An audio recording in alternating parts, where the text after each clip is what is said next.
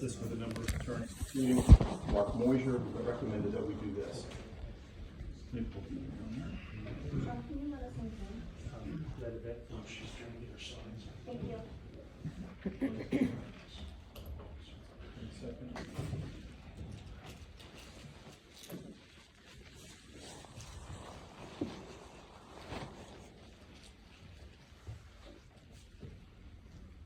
1 second. Folks.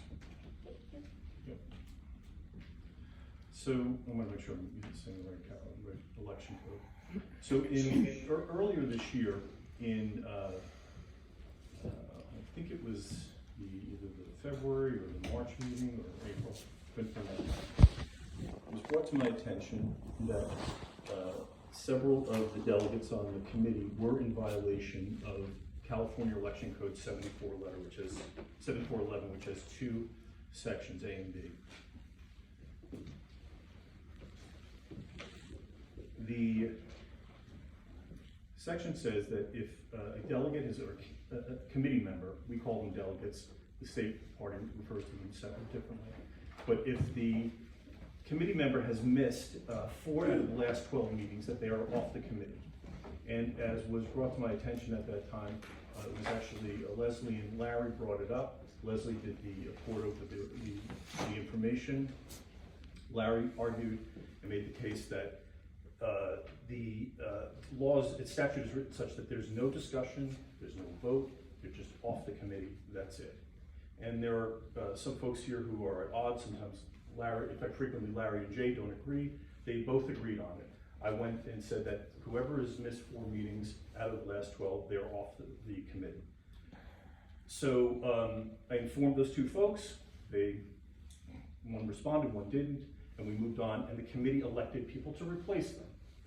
Fast forward to later in the year, post-election, actually there were some rumblings before that, but we were busy going up through the election. It was pointed out to me that 3 people had missed 4 meetings out of the last 12. So I did the research on it. I looked to make sure that that was true. You're muted. You're muted. Ran it up to the state party. We can't hear you.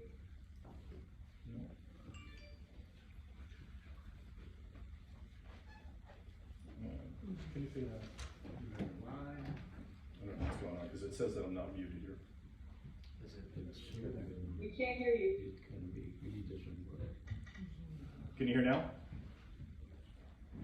Just 1 second. So, we ran it up, and the 3 people were in violation and lost their positions on the committee. Note that while in some instances the delegates who were, who had missed 4 meetings had appointed alternates. Alternates only counted for 2 attendances, and in no case was I informed as to the reason why they were leaving, and no one on the committee was informed. So, so I sent an email to those 3 delegates, letting them know what the issues were, that they were off the committee as far as the law was concerned, and if they had any feedback, any issues that they needed resolved, to please. Yvette, can you hear me? Yes. Online? John is muted. Can you hear me?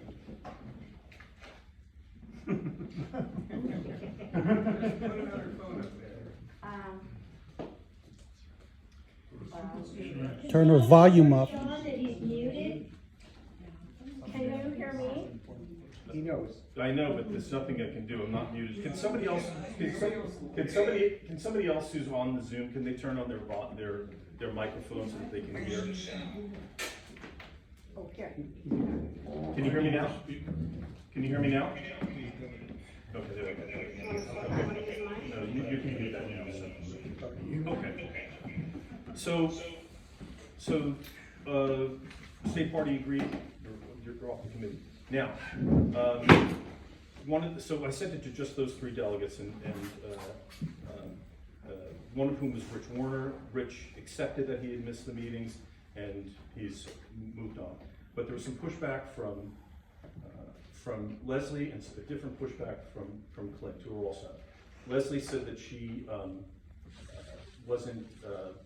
that she was exempt under Section B of 7411. and Clint made a separate argument. So at this time, before we seat anybody, before we do a roll call, I've been advised to allow you to present your opinions or your case for remaining on the committee, for the exemptions, and for the committee to decide whether or not those are valid reasons. So Leslie, we'll start with you first. Thank you, delegates. Thank you, guests, for coming. Really appreciate it.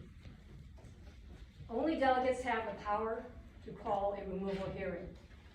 The roll call must be read and entered into the record by the secretary to protect our rights and to give delegates the opportunity to make points of order if names are excluded or inappropriately included. I will participate during the official meeting. Mr. Secretary, please call the roll. Clint, did you have anything you want to say? Well, I have what is this proceeding? This proceeding is for you to Because you said that you're gonna discuss, first of all, you put forth a case, you clearly have a point of view. No. I'm the messenger. The law is the You point clearly of view. put forth, you spent a fair amount of time putting forth your point of view, your opinion. And now I'm asking you. Excuse me, you're out of order. The committee made a designation and What said, kind of decide- proceeding excuse is me, I this? beg your pardon. The committee made. What kind of proceeding is this? This is a credentialing procedure. To determine whether you and Leslie should be seated at. Where is this the table. credentialing proceedings mentioned in the Robert's Rule of Orders or in bylaws? It's not mentioned anywhere. This, right now, just so you know, the position of the law. I need to is that- understand what these proceedings are. This is extraordinary proceedings. Oh, they are, because, We don't allow extraordinary proceedings. okay.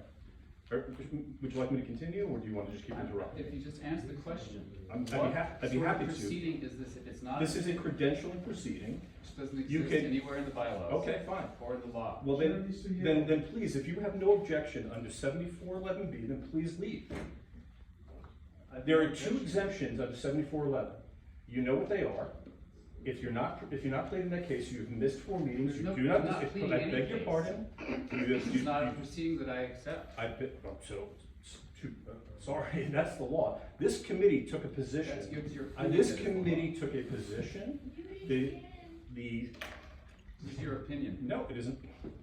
This committee took a position by replacing those folks. When it was brought to my attention, I sent the email out at the instruction of the committee. Those folks left.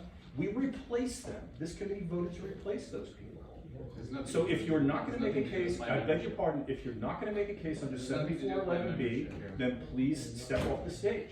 Mr. Chairman, it's 6:45. Could you please call the meeting to order? I will not. Calling the roll. I will not until the delegates either make their case or to leave the stage. And if they won't leave the stage, then we're gonna call the security down to remove them.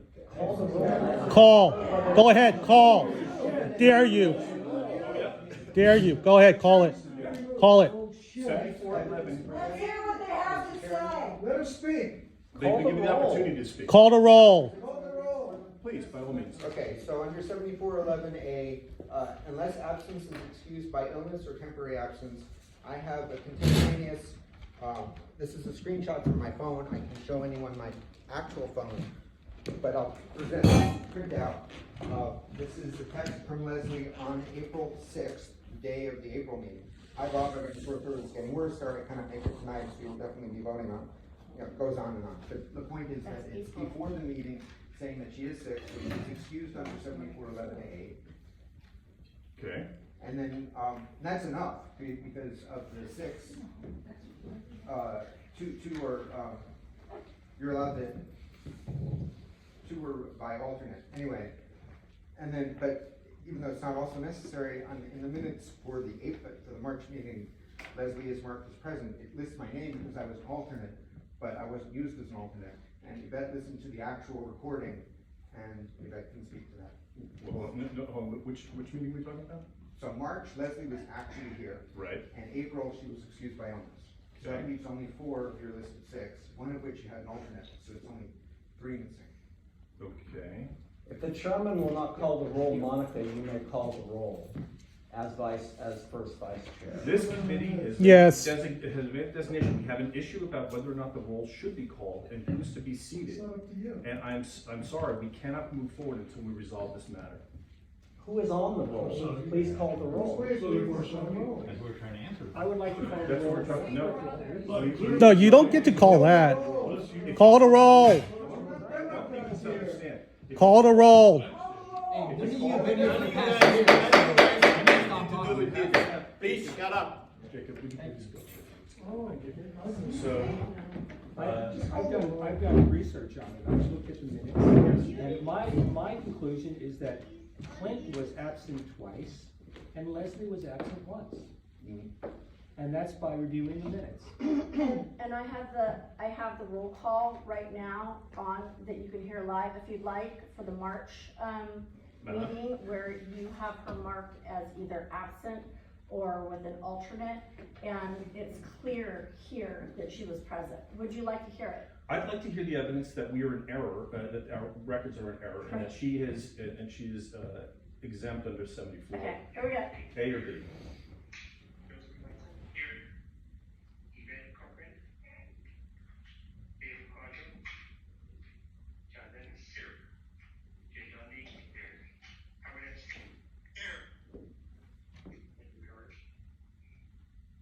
Christian Foster, present.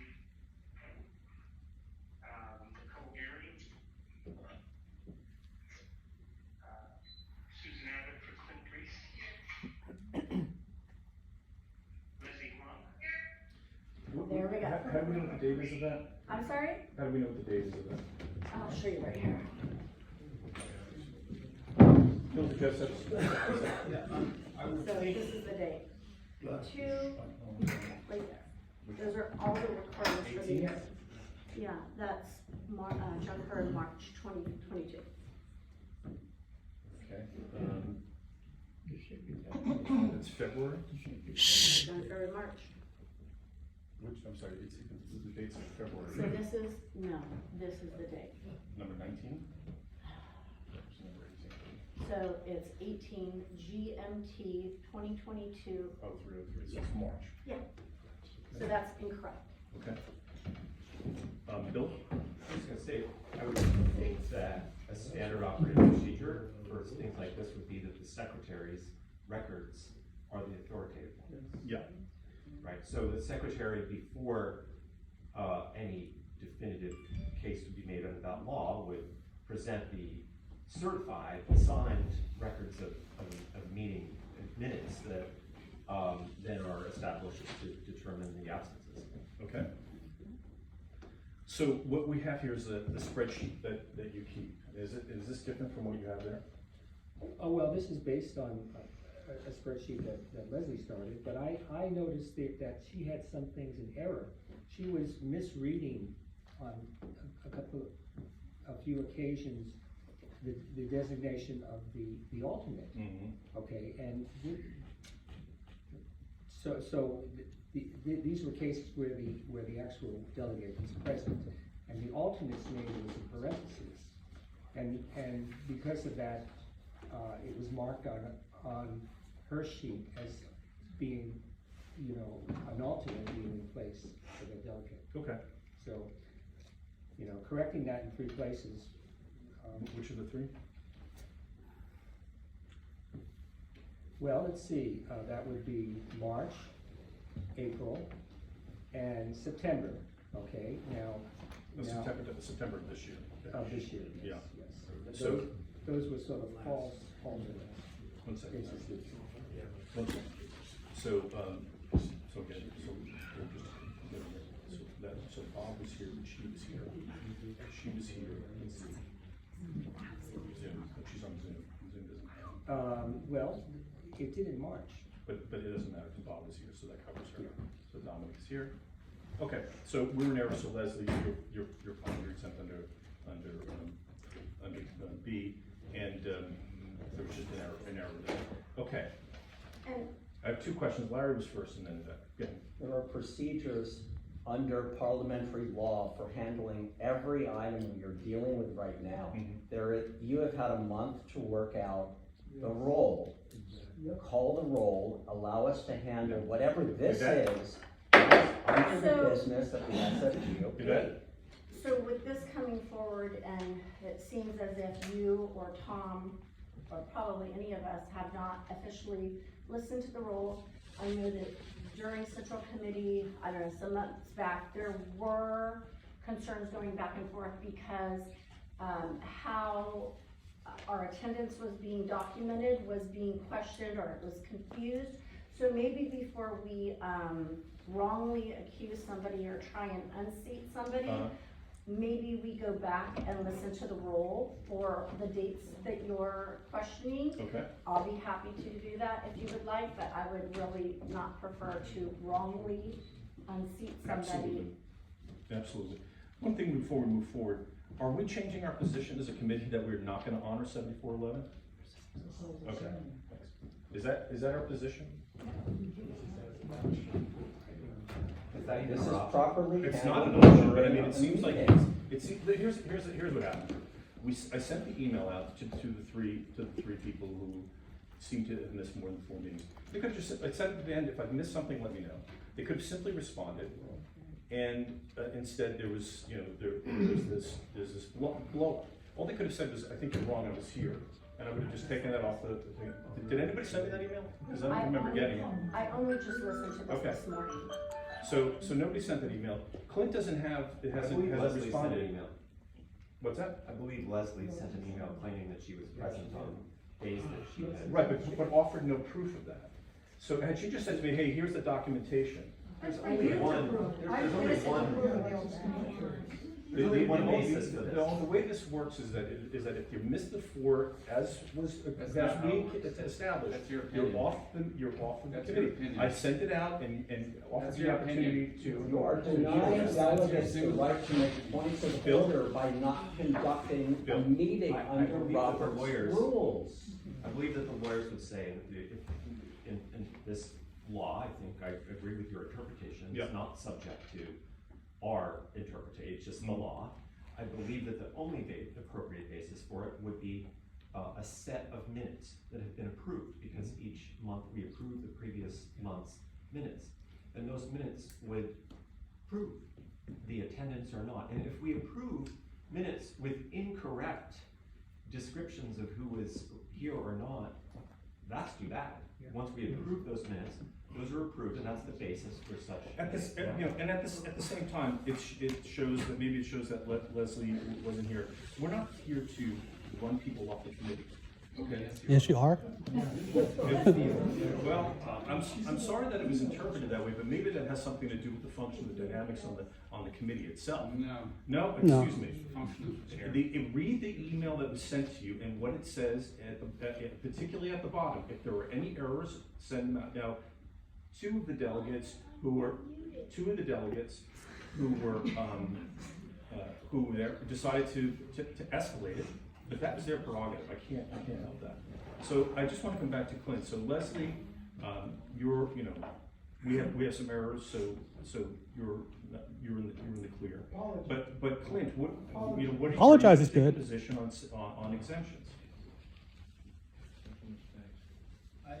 I don't understand the proceeding. Let's do this. You're not calling Clint into the role. If he's going to either respond or not, and we're going to have security. I'm responding, but you're not responding. Do you have an exemption for the absences for those meetings, or do you dispute the absences? Are you gonna continue to interrupt me, or am I gonna? If you'll answer the question, So we're happy to hear you've it. invented a proceeding here which I have no awareness of. I Okay, don't know whatever. how it goes. I Okay. don't know how, how does this roll? Let me just say something. This proceeding doesn't even have to happen. No, it It certainly does doesn't not. have to happen. You Certainly could have does just not. responded in the email. Your response in the email had nothing to do with it. So now our patience is done. So can we please move Mr. on? Chairman, the Excuse me? secretary's No. records show that Clint had 2 absences in the year 2022. Which 2 dates? Which 2 days was he absent? He was absent in the June meeting and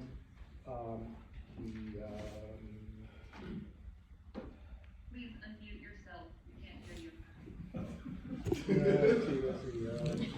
the October meeting. Okay, so the absences that I see for her are February, he was absent. Susie Abbott was on Zoom. Susie Abbott was on Zoom in March. Susie Abbott was on Zoom in April. Susie Abbott was on Zoom in May. Attendance via Zoom didn't count. It did count part of the year. It did not count. October, the bylaws were updated in September. If you're gonna press With the charges electronic- against me, There are no charges pressed here. you are obviously so we are enforcing the litigating law. and Listen, in you a guys decided to proceeding blow that this has up. no rules. What are the Okay. rules of order here? So What are the this proceedings? If you have a point of view, this Zoom was illegal, okay, because it was passed in the September. No, but this is, the amendment had nothing to do with it. It just didn't have anything to do with it. It had to do with absences. Wait a second. Not Zoom. you can't be the judge, jury, and executioner all at Well, once. I don't know, I'm not, I'm putting it out here You for are the committee. You are Does the, totally disregarding the American law. committee can make a motion, the committee can make a motion to accept your exemption, from, under 7411B. If they choose not to do it, that's their prerogative. During a meeting. Okay, Open so have you meeting. resolved it? Okay, so we can go on ahead, we can call the roll without Clint on it. and No. go ahead and- No. Procedure. Sorry, he's not on the committee, as far as that goes. I would like to say something regarding our Zoom. Yep, Because we were in lockdown, we did not know half the time what the rules were. We went back and forth with whether Zoom was acceptable or not. Partway through the year, we changed the rules. So I think it would be important to go back to those minutes to see when we changed those rules, and then go back to the minutes and hear the roll call, because again, it is not right that we wrongfully unseat somebody. who says it's wrongful? I do. The minutes, It the is minutes, wrongful for us excuse me, I to beg your unseat pardon. somebody The minutes, if we are not correct. And we've already had an example of us not being correct with Leslie, and I'm not willing to risk not being correct.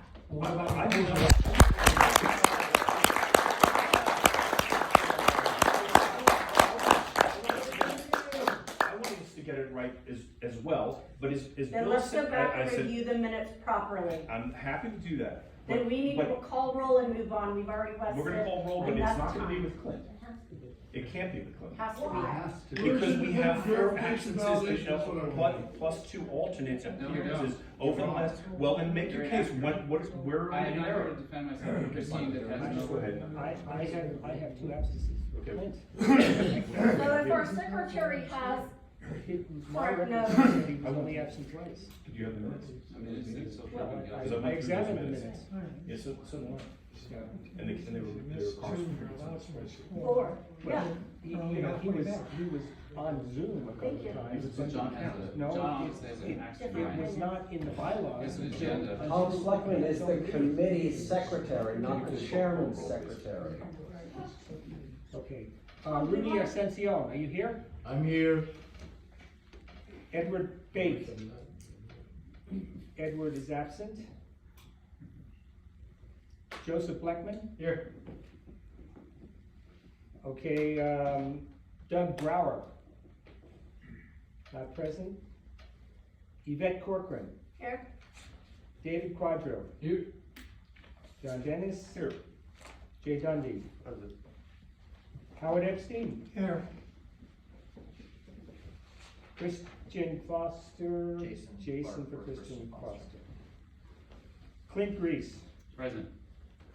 Tony Hall. Here. Leslie Wong. here, Bill Jackson. Here. Stephanie Young. here. Leo Lakaya. Here. Rodney Leung. Philip Wing, alternate for Rodney Leon. Okay, thank you. Larry Marzo. Present.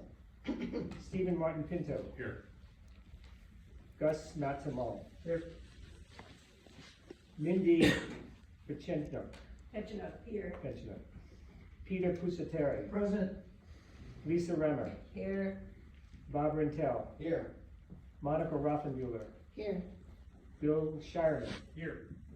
Tom Sleckman's here. Colton Weeks. Here. Karsten Wade. Not present.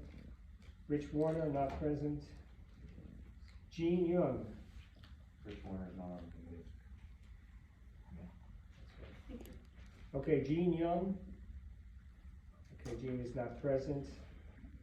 I think we have a quorum, Mr. Chairman. Thank you. Okay, Did you get all the ex officios? I got all the ex officios. did you get, we have some new ones on the, that we posted on our website. Did you get Doug Brower? Yes, Doug Brower, I That's one announced. on Gene Yoon, Gene Moon, yes, Andy Puchadli.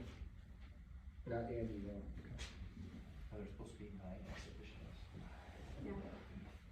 Just point of order, did Rich Warner submit his resignation? No, he did not, but neither did Josh York and Nicole Guerrero.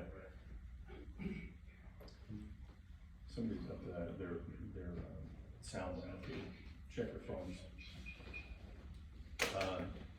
So, because as you remember, as you effectively argued, Larry, when they're off the committee under 7411, has your position changed?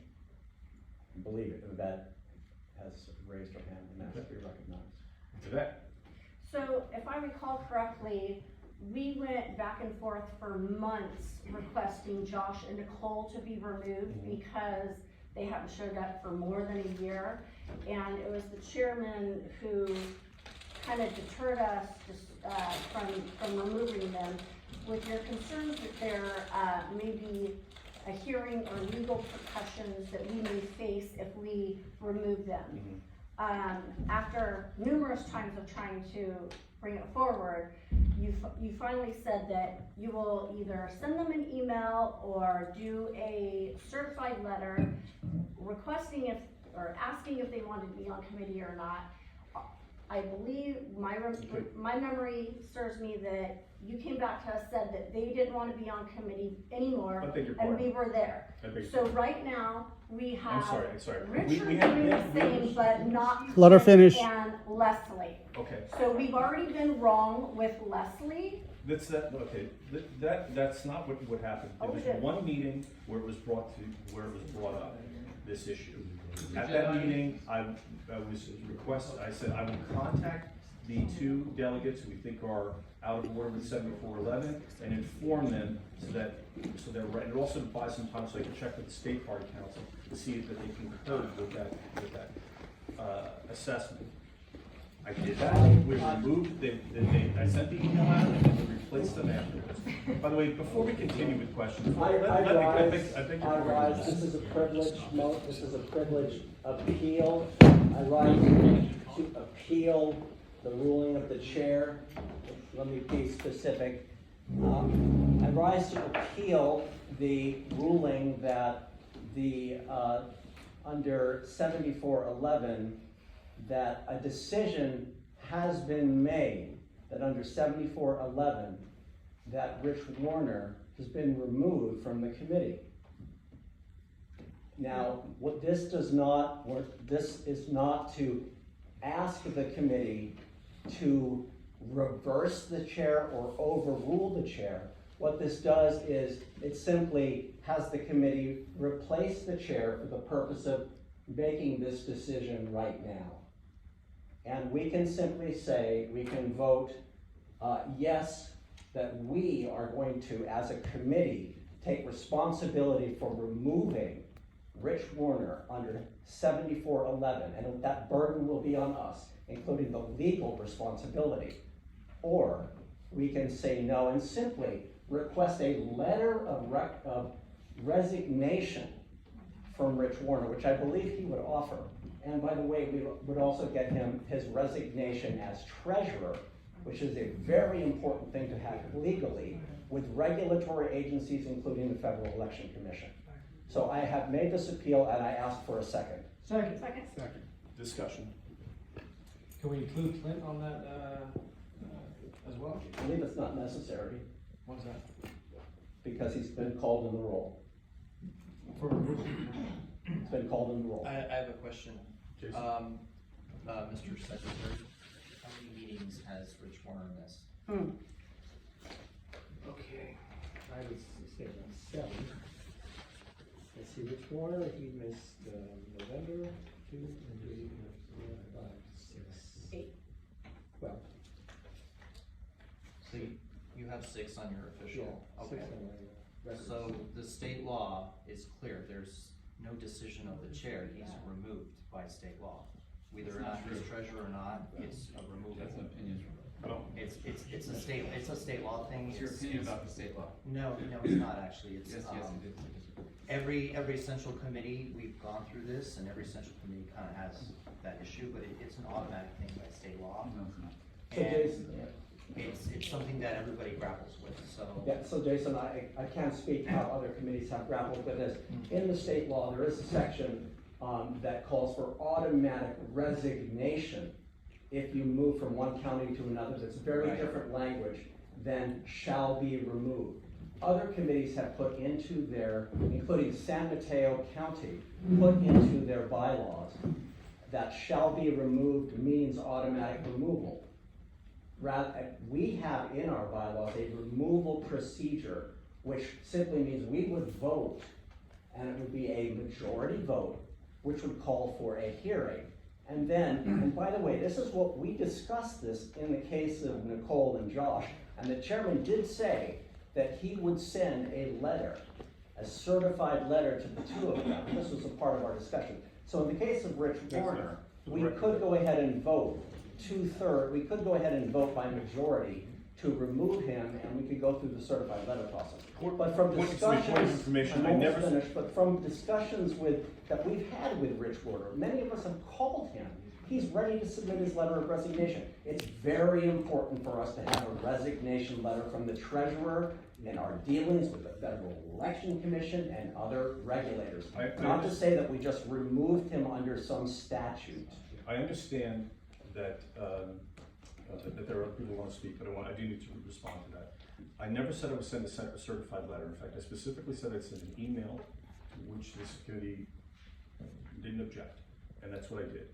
And my concern about doing this is if we ask for a resignation from Rich, that means that we are ceding 7411. So a delegate on the committee could never come. We can have people lined up waiting to be delegates on this committee, and we will have given up that leverage that we have to remove people who are no longer participating. So I would strongly recommend that we do not ask Rich for resignation, just as we didn't ask Nicole or Josh. And they did not, and by the way, excuse me, one last point. They did not submit them, and we replaced them anyway. We can simply do what San Mateo did and put it in our bylaws, that shall remove means automatic removal. It'd be clean, and that's what, Jason was incorrect. That is how other committees have handled it, to protect delegates like us from legal action by delegates who might go to court. We want to protect ourselves from litigation. And Clint and Leslie might have a case. Before we get to Jay, just make the point. We already moved on this, we've made actions on it, and I would welcome any additional thing we can do to clean up the bylaws. We have lots of inconsistencies in them, but that is not for tonight. Jay? I sort of feel like we don't need to do this. I mean, we could just send an email to Rich, and I'm sure That's you right. but like, your whole motion, and let's hold like a appeal to the chair, and like, we have other things to discuss tonight. That's right. So We let's just agree call that- the question. Okay, so the question's been called, they needed 2/3 to call the question. All in favor of calling the question, say aye. Aye. Can you at least tell me? Hold on. Like, why are we even doing this procedure at all? There's a motion on the floor. What's the motion? The motion is to ask Rich for a resignation. If he doesn't give it, then what do we do? Point of order, the chair has misstated. The chair strongly recommends that we do not request this. I guess Just point of order, Yeah. the chair has misstated Tell me what the we're vote- voting on. Okay. Tell me what the motion. This is we have appealed the ruling of the chair. We are voting, a yes vote means that the committee is saying, in this case, knowing what we know, without having this committee talk to Rich Warner, heard from Rich Warner, having anything in writing from Rich Warner, having emailed Rich Warner or anything, and having nothing in our bylaws about removal in this case. Does this committee take responsibility for removing Rich Warner tonight? Legal responsibility, that's a yes. No, gives us the opportunity simply to ask him to resign. And gives us the opportunity to have in our file a resignation letter from the treasurer of this committee, which is very important to have for regulators. That is voting no. It's an appeal. We become the deciders. Yes, to remove Rich using the raw power of this committee, and no to say no. Jay, Larry, didn't we have, I remember this distinctly because I made a very, very funny joke. It was very well timed and well delivered about how hell must have frozen over because you and I agree. Because you made this really forceful case about like, we don't need to vote on anything, Nicole and Josh are off the committee. It's like, so I mean, what has changed? I don't understand why you have a completely different thing. I would like to vote. This is the treasurer. We're talking about the treasurer. We're talking about the treasurer of the committee, and I completely disagree, and I don't want to get into a 10-minute discussion on the law here. But there were emails flying here that suggested I had provided a legal opinion to the committee, which is. Excuse me, just for the record, did anybody see that, it was suggested that he offered a legal position in the email that I sent out? Yeah? think so. You better read that again. Maybe. I did not suggest that he made it legal. I said there was a discussion, and here's what happened. I only pointed out the fact that I know I think it might not be legal for Larry to say that he wants to practice law here. I don't want to put him in that position, but he's had some legal training. Jay obviously is with the bar, and they, who disagree frequently, agreed on this one thing. That was the point of the email. Monica. Mr. Secretary, will you read the motion as it is in the minutes? Motion. I'm sorry, I thought a motion. Will you read the appeal as it is in the minutes, please? I can't vote without a clear. Okay. Can we withdraw this and just move on to the rest of the, adopting the agenda and moving on, please? Then No. Rich Warner will still be a member of this committee. Okay, well, not under 7411. Okay, he's not here anyway, so we can Is resolve Rich that. Warner still a member of this committee? Are we not voting to remove him tonight? Are we not voting on a new We treasurer? can't vote, Mr. first of all, we Chairman? cannot vote to remove him because we have a procedure for that. That requires a meeting that is strictly dedicated to his removal. That is not something we can do here tonight. Okay. So, Are we voting are we right? Mr. No. Chairman, Yes. just clarification. Yes. Are we voting to fill his seat tonight? We can, yes. Then, Just as we did we are with Josh. to proceed with this, and Just as we did with I'm not Josh. gonna withdraw. Well, I take I'm that not back. withdrawing. I don't know that we're gonna fill his seat tonight. Someone may make a motion to do that. I have that, no, then, I like to be on the board. then I do not withdraw my motion. So there is a motion. You called it a motion. It was called something else before. Then if I could. Well, it was an appeal, this is an appeal is a motion. Yeah. This is an appeal of the ruling of the chair. It's not a ruling To of the apply chairman. 7411 to remove Rich Warner, as opposed to all of our alternatives. Hello, So Rich, what this means is we Clint are at going SFU to monthly decide. meeting. The gentleman's out. Please put that down. Thank you. Rich, we'd like to know if you'd like to resign. Can we put that If you would down? just resign officially, it would save us a lot of hassle. Bill? Rich, hang up, please. Rich, This hang is- up, please. this is Yeah. we're stuck in a mire because you won't You resign. can't, this is, Won't officially resign. is it, the gentleman's out of order and will cease. Please stop. Bill? Clint, I'm ready to know the deal, so I can't. Bill, please. Yeah. Talk about timing. I believe I hear both the current chair and the former chair saying that this is governed by state law. So I don't know if there's a motion or whatever procedure there is, but I think that this should be not something we would vote on. If it indeed is covered by state law, we're quite out of order as a committee to. The motion is out of order. Let's move on, please. The motion's out of order. That's my rule. No. Yes, but it is your order that has been appealed, Mr. Chair. Motion's out of order, let's move on with the rest of the And agenda. Your motion has been appealed. Folks, normally we have and we allow the guests to speak, as you can tell. We're running a little late tonight, so if anybody really wants to say something, can you just raise your hand and please be brief? You are very, very generous. Oh, maybe not that generous. How about we take two? Go ahead, I know this. I just think if you're gonna make any kind of rule, you need independent verification. What's your name? Validation. What- just the My name is Philip Reichenau. Okay, and what do you? And my point is that. No, if you have- why are you here? Just, that's all. That's what. Why are you here? To Did get you the just guest, ask me? it's part of the guest Say introduction. something, why are you asking why I'm here? It's just part of the guest introduction. I beg your pardon, this is something that we do as a courtesy to our guests, let them get up and introduce themselves and just state what they're here. That's all. I'll do that. Yeah, that's all. Yeah. My name is Philip Reichenau. I'm here because I care about a constitutional republic and I care about the rule of order.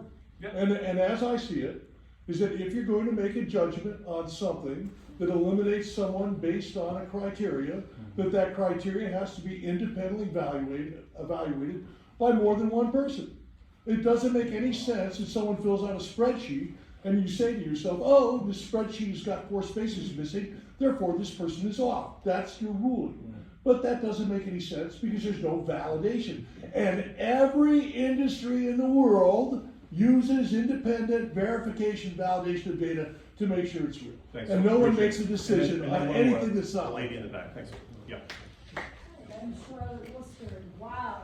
And Charlotte, just 30 seconds, please, thank you. Excuse me. Yeah, 30 I seconds. may take a little bit more. No, I'm then- a Republican Can we go on, in please? San Francisco. I'm born and Okay. raised here. Thank you very much, No, Charlotte. sir, and I'm At this really time, the impressed chair with will your entertain leadership. motion to. That's why I can't to- join the party. At this time, the. John. Entertain a I'll motion join the party to when the fill leadership's gone. vacancies. Okay, I'll do it next year. We now have 3 vacancies. Bye-bye. Actually, take it back.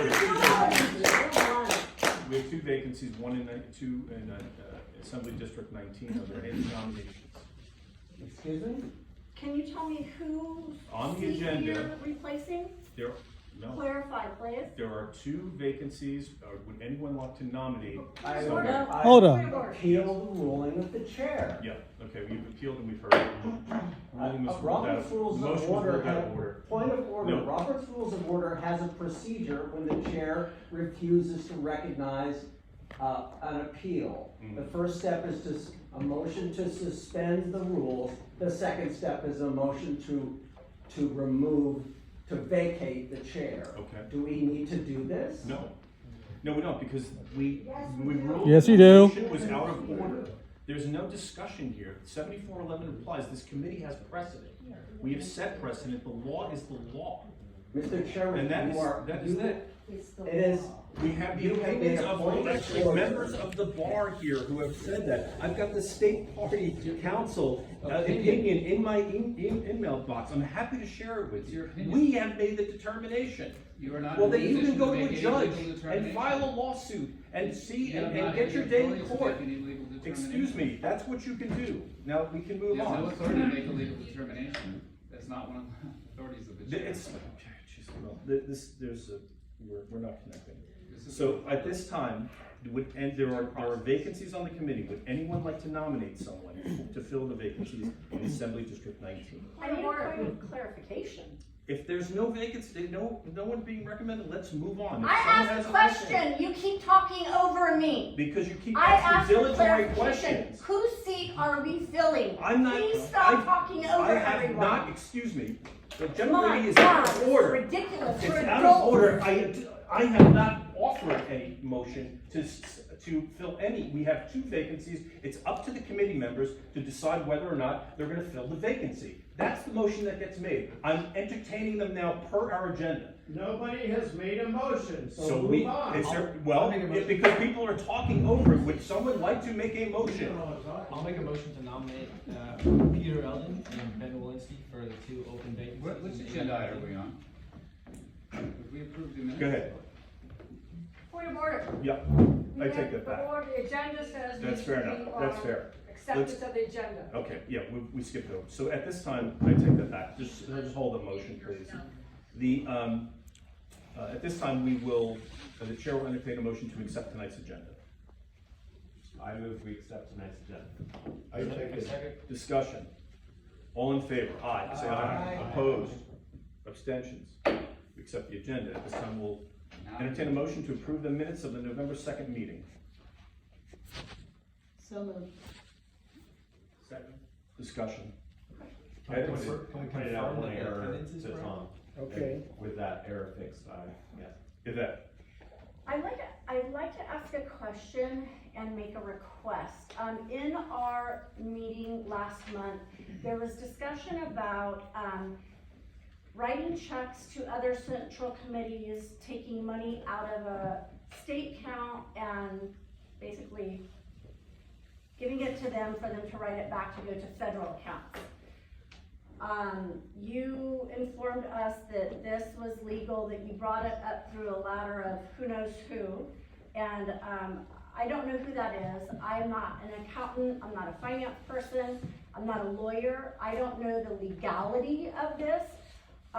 There are concerns with embezzlement in a couple other central committees, including Kern County and Alameda County. And I, again, don't know how legal this is, and I do never not, happened. It never may happened. I finish, Well, for if, God's sake. yeah, you can finish, but you can't go on forever. There are other So committee my members here. request is, whoever you got this legal advice from, I would like to request a letter to us, letting us know that it's legal, so it takes us off the hook in case it's not. So I'm requesting a letter. Okay, let's move on. We have accepted the agenda, we have the minutes on the table. Is there any other discussion? Mindy? I'd like to bring up what Yvette just brought up, because I think that's an important point, and it should be answered. Would it impact your decision if it never happened? What? Would it impact your concern if those exchanges of funds never happened? Yeah, it's a concern, because I've seen stuff go on that shouldn't go on, and so I think the clarity where the delegates, the members are not held accountable, it should be clarified. Sure, okay.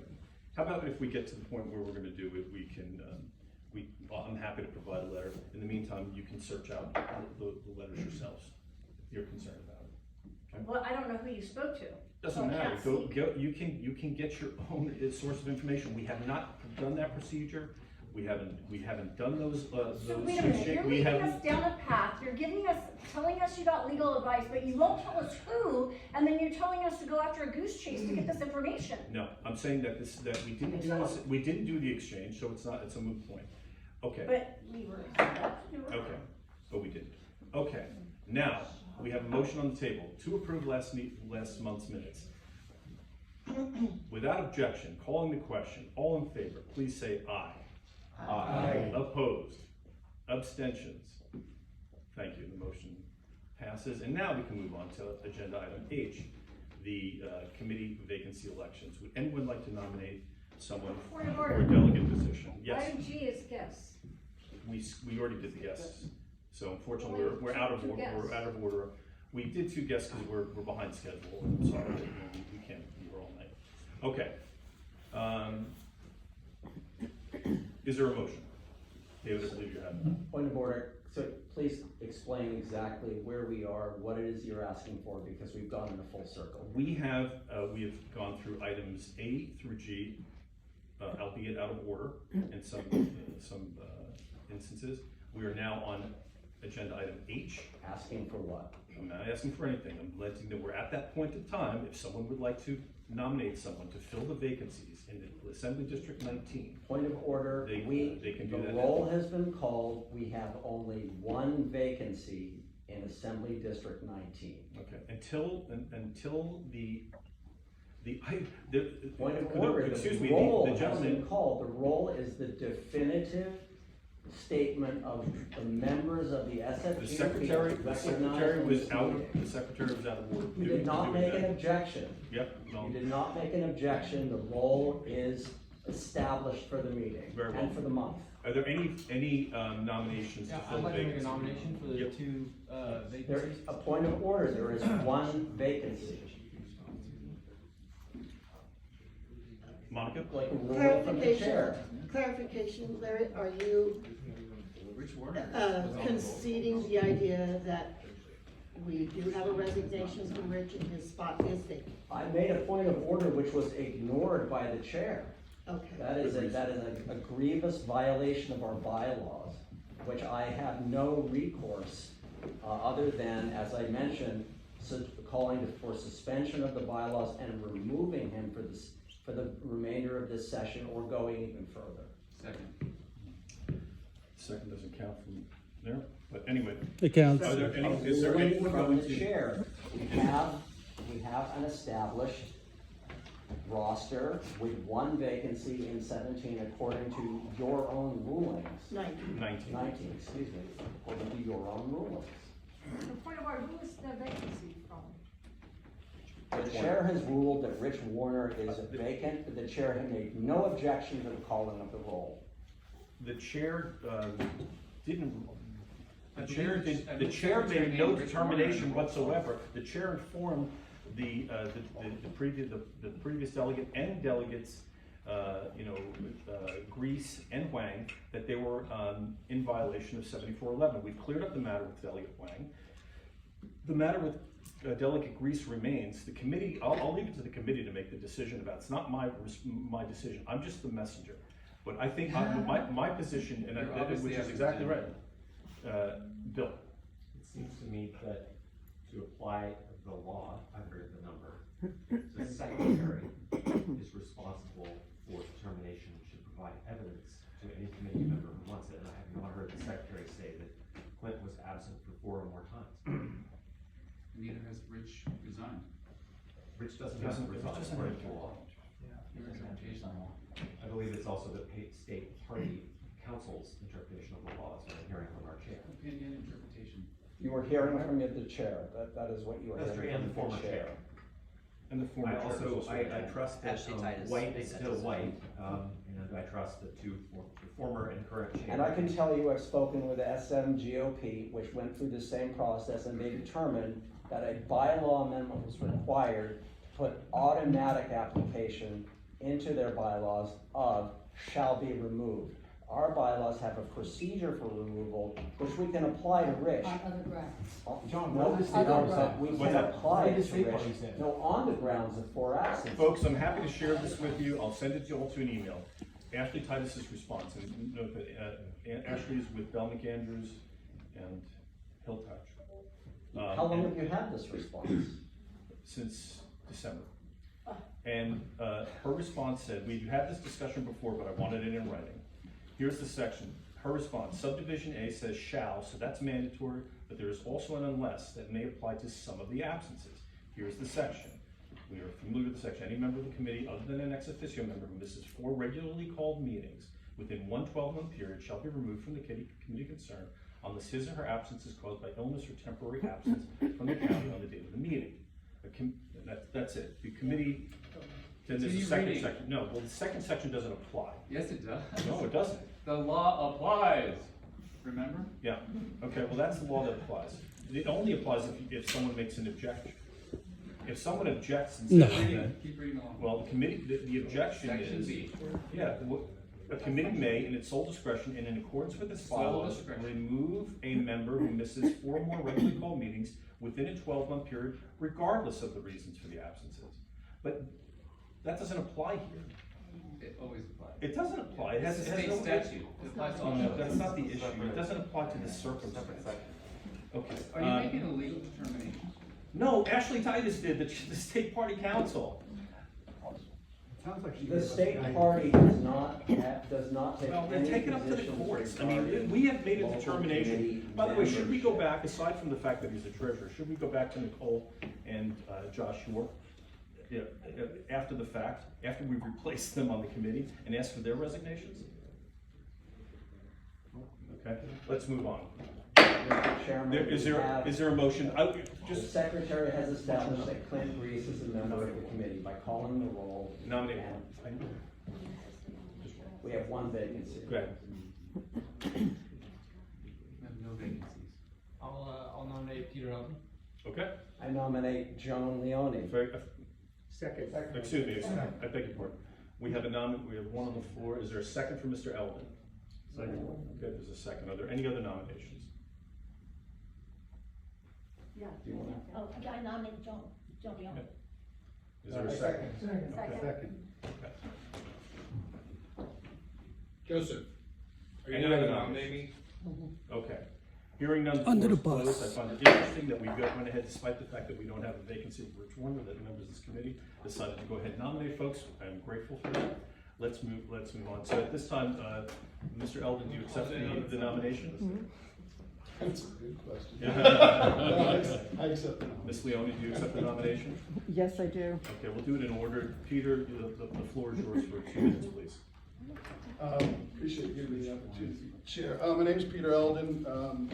Lived in San Francisco for 20 years, been a lifelong Republican. Never really involved in politics until the DA recall, where I co-chaired getting all the volunteers on board and trying to get all the signatures to get it on the ballot, which, as you all know, we were successful in doing, which was great. And since then, I've just kind of wanted to be part of the system in trying to help better San Francisco. So this opportunity came about. I didn't bring it up, but Rich Warner came and did speak to me and said he no longer wanted to be on the commission. So I know there's all kind of points of order and all that, but I did have a face-to-face discussion with Mr. Warner, and that's why this came about as well. So if that's worth anything to all of you, I wanted to let you know that, and love to be a part of the committee. But even with all I'm seeing tonight, I'd like to be a part and try to help make San Francisco better. So with that, I'll take any questions there are any. Okay, questions for Peter? Leslie. Oh, hi, Peter, thank you for stepping up. What areas would you like to contribute the most in? Well, I think the biggest thing I could really do is really learn about the agenda of the committee, and then try to help in all of the areas. You know, I mean, so from the standpoint of from what I've seen tonight, it seems to be that there needs to be better alignment among the committee, and then with that alignment, try to help push an agenda that would help San Francisco in all kinds of different ways. I mean, we all know the major problems that San Francisco is having, but it appears to me, from watching this evening, that in order to get anything done, and in order for the Republicans of San Francisco to make an impact, this group needs to come more together. And if this group doesn't come together, then the 35,000 votes that we have in San Francisco aren't going to mean squat. So that would be my goal, is to try to bring this group together more, and then all of us push an agenda together where we can be successful in whatever it is we're going to promote for San Francisco. Okay, Bill? Hi, Peter. Great, glad to see you here. My question is, what are some of the areas, so with the recall, the DA recall behind us, the school board recall, lots happened in 2022. How do you think Republicans can make the biggest difference in governance of San Francisco in 2023 and beyond? Well, this may not be a popular thing, but it means voting for the right person, Republican, or pushing and promoting the right person, whether it be a Republican or Democrat, that we think has the best chance of success and is as close to the position as we would like to be, but it may not necessarily be voting for a Republican all the time. It might be saying that we also support a moderate Democrat, but that might be something that is more center and would help us to get closer to where we want to be. Right now, we're not getting anything done because we're so polarized.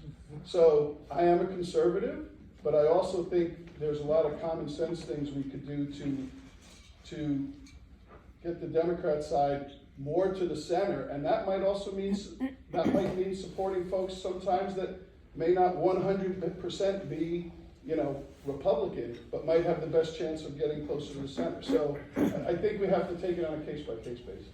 Monica, then Rod. Monica first. Thank you for your work on recalling Bodine, and your answer to the last question touched on a concern I had. You've already sort of touched on it. Your email to us today mentioned your work in supporting Brooke Jenkins being retained as DA. Mm-hmm. She is a Democrat, pretty heavy-duty Democrat. I'm highly partisan, so I'd like to know, it sounds like you've already addressed that issue, but have you worked for or supported other Democrats besides Brooke, say maybe in the past 5 years, donated or volunteered? I hadn't been involved, honestly, in politics at all, and my vote is straight down party line. It always has been, but I met Brooke throughout the process. I saw the value that she brought. I thought, and I think I think she's bringing great value. She actually went out as soon as she was re-elected. She went out to every district station in San Francisco and spoke to the police, and they're working a lot more closely together. So, although she is a registered Democrat, I think she was the best person for the job and had the most experience, and that's why I supported her. So I don't necessarily, although I'm 9 times out of 10, like I said, down party line, if I feel there's a strong person there that's a Democrat, then so be it. If it's gonna get us the answers we need and the things we need done in San Francisco. Last question, Rod. Almost more of a comment, actually. I've been on this committee for far too long, and that has always been the policy of this committee, is that if there isn't a qualified Republican, then you sort of pick and choose the least offensive Democrat. So we've been doing that for a while, so that's not really anything unusual. You speak in generalities, which is fine, but what kind of specifics do you see once you're on the committee, how you would serve and what you would, commit yourself to do? Yeah, I mean, I can't speak to specifics at this point in time because I haven't been on the committee. I'm just learning how you guys operate, and so And you still stay here. and I'm still operating to be here. I think at the end of the day,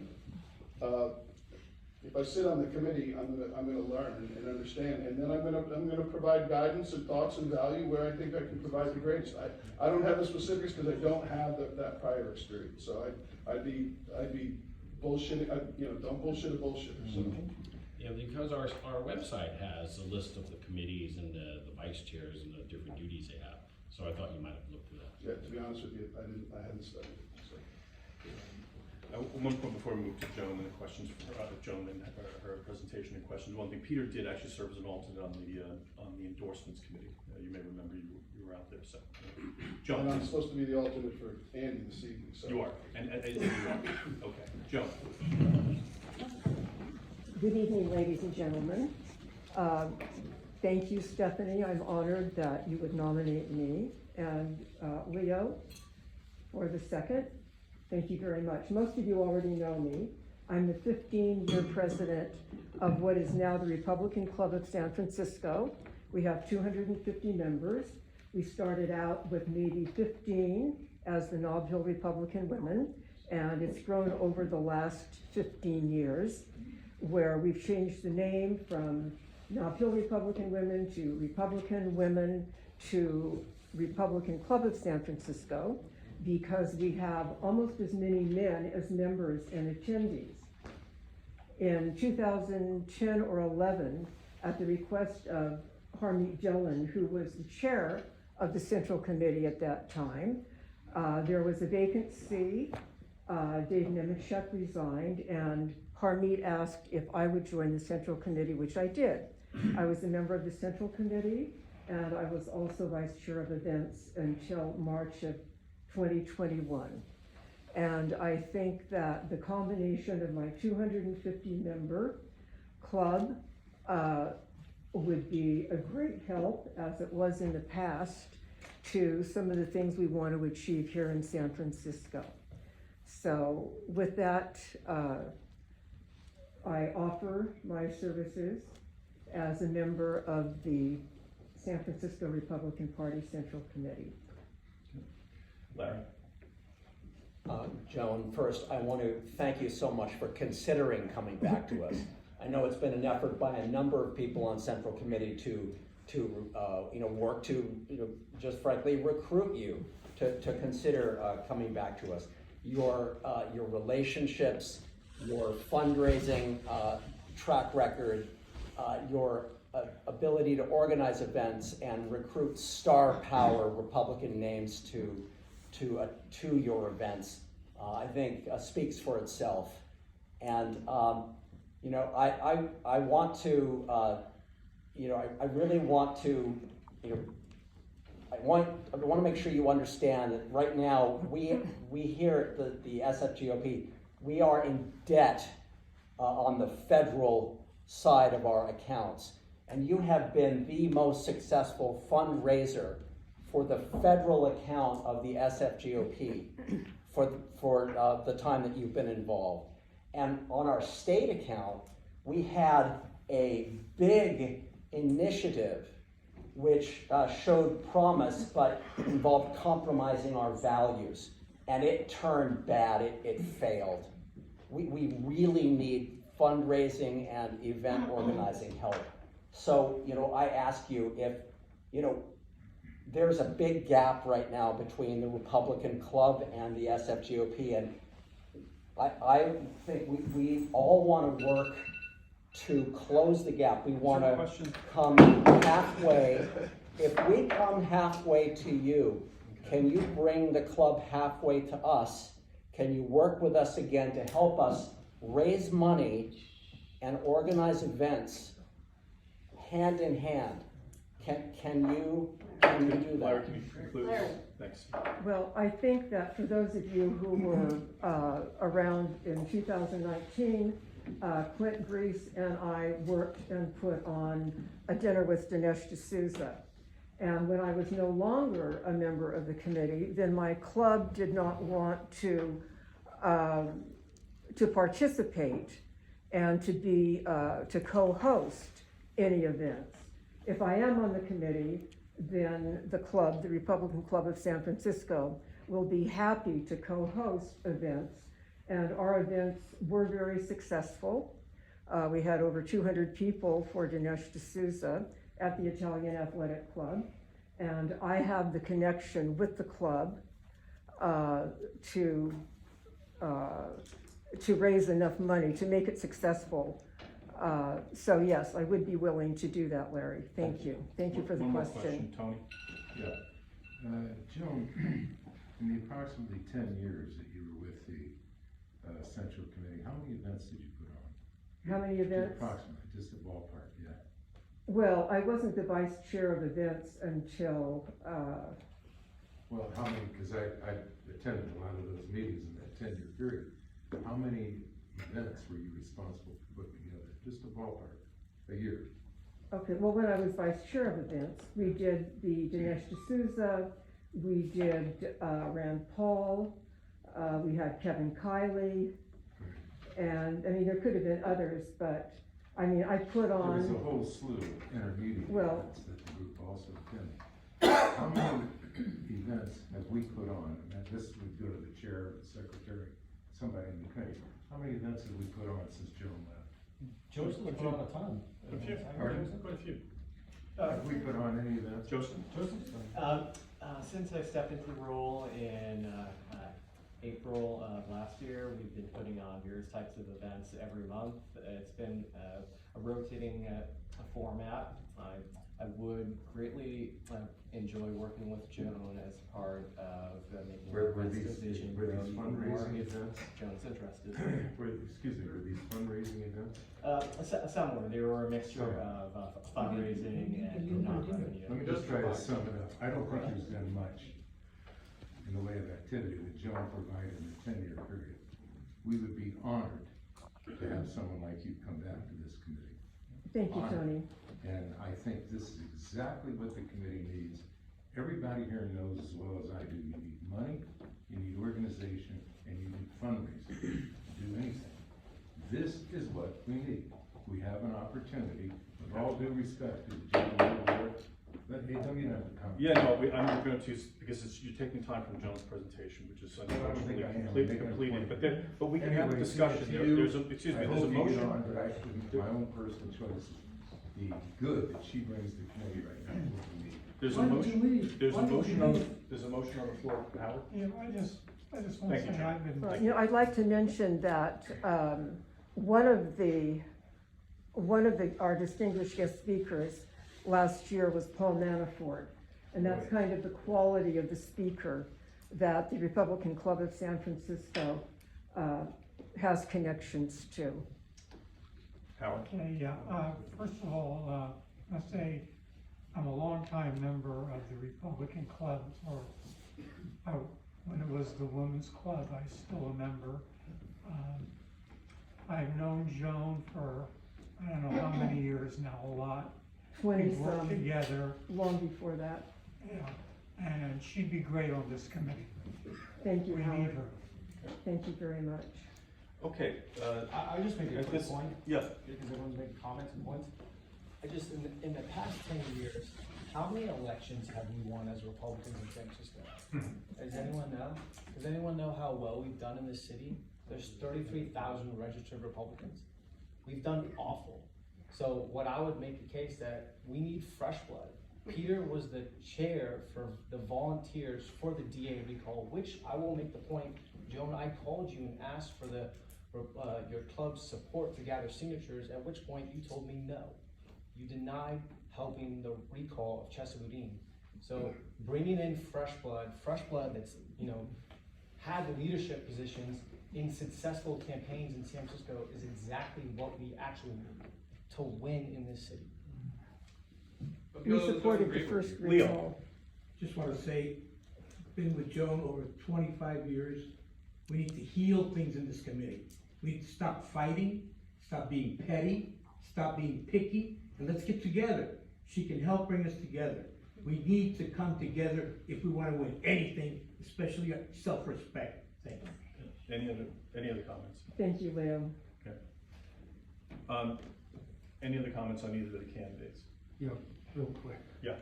I've attended a number of Joan's events, and I've just been so impressed by the quality of people that attend, the quality of the production, the quality of the food, the quality of the guests. And so I welcome you as a part of this committee. I hope you can make it. Thank you, Colson. Thank you very much. Why did you leave? Why did you leave the committee? Peter? Well, I'm happy to respond, but let me just put this in, if you'll indulge me, I'll make this the final comment. So Joan was a member of the committee and grew the Republican Women Club, which was really the novel women's club, and then the Republican Women. Joan will admit she did not have good relationships with Harvey Dillon while she was the chairwoman. She didn't have a good relationship with Christine Hughes while she was the chairwoman. Didn't have a great relationship with Jason, and didn't support the events. She and I actually had a good relationship. One of the issues I find that in the falling out and the estrangement that we have had is, I think it was driven by the fact that there's a conflict, that Joan would like to have control over the events, and there's a conflict between her club and our club. And that, I think, ultimately is what led to the fall. She may have another version of it, and I'm sure there are other things. But one of the things I'm concerned about, and I appreciate Leo's comments, and I appreciate Howard's comments, because they're longtime members and known each other for a long time. All of us have known each other for a long time. I don't get the impression that Joan wants to be a uniter. I get the impression that she wants to be a disruptor and come in and exacerbate the divisions that lie in the committee. Oh, come on. And That's opinion. Excuse me, sir, you're out of order. And you're welcome to leave. True. You're a moron. Yeah, okay. Yeah, and you're the one leaving. So Yeah, you need to so leave. I'm just putting that out there. Now, if leave that, well, there's really been no indication. Everything that has happened since Jones left the committee has led to more division on the committee, and I ask you all to take that into consideration. That last comment. Last comment. So I'd like to say, as a member of ex-con delegate, but also a member of the Republican Club of San Francisco, Joan has been very gracious to allow myself, Leslie, and others to attend her events and dinners and basically work for the Central Committee. recruit volunteers, speak on behalf of the San Francisco Central Committee. So while you may have been absent at many or all of those events, Joan has been very gracious, the ones since she hasn't been on, Joan has been very gracious to us. Okay. I think we've had enough, and I think we can call. I'm sorry, Bill. Last one. Joan, my belief is that there are many, many Republicans in San Francisco who don't know they're Republicans. And that for them to discover that they're Republicans, we actually need to develop a voice that recognizes the legitimacy of the anger that many in the Republican Party express about the power of the status quo and so on, and the need to get to systemic change. But that the people who advocate that tend to be very seen as very strident and don't get their point across effectively. And that for us to be effective as a committee and as a party in this city where we have a tremendous opportunity because the progressives have failed so miserably, we have a tremendous opportunity to pick them up. But to get there, we need to have a voice that respects the legitimacy of many of the contentions of the more strident, I'll say MAGA Republicans, because they make good points that need to be advanced.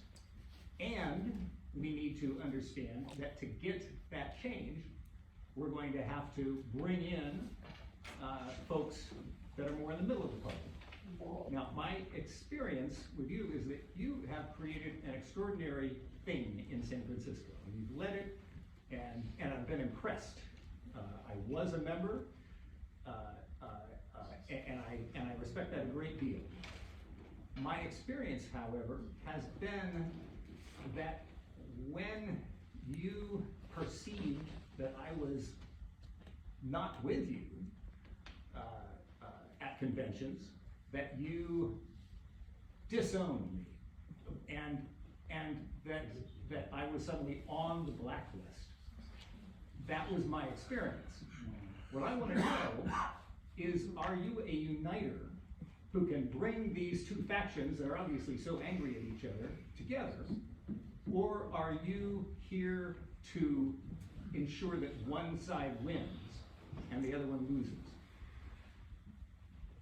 No, I'm not looking for one side to win and one side to lose. I'm looking for everyone to win. And Bill, it was so many years ago when you were a member for maybe 1 year. You didn't renew your membership. You weren't cast aside. You didn't renew your membership. You didn't come to meetings. So I'm very sorry that you have that perception. Joan, it wasn't that. You invited me. I joined for 2 years. And granted, I didn't attend a lot of meetings. I have great respect for what you've done. But that's not the incident that I'm referring to. I'm referring to incidents at the conventions where, this black and white Which perception convention are you speaking of? seemed to be gathered, where you were very pleasant before we disagreed on an issue, and you were very unpleasant afterwards. Well, let me apologize if you feel I was need unpleasant to you. On the committee. It's been one of the reasons the Republican Club of San Francisco has been successful, is that I'm pleasant to everyone. So I'm sorry if your perception was that I wasn't pleasant to you. But obviously, some people think I'm pleasant enough that I've remained the president. You are and I am a uniter. I'm definitely a uniter. And that's my goal. I strive for unity. You are a lovely person, but you did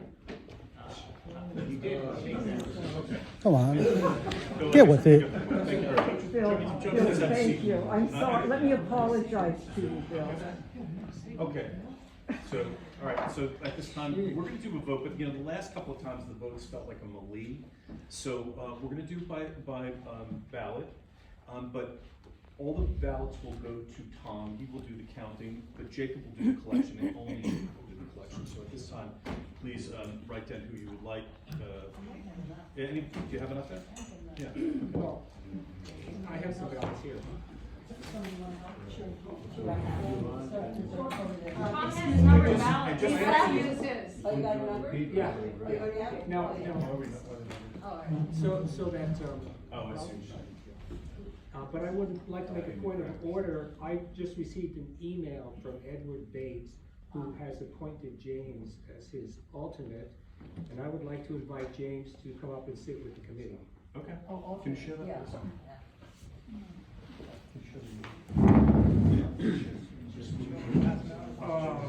Okay. Can you repeat that? Yes. We'll do that. Let's just get a head count of everyone who's voted.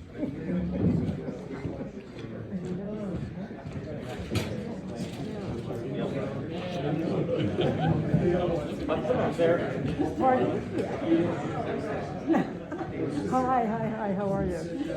Yeah. I promise not to hurt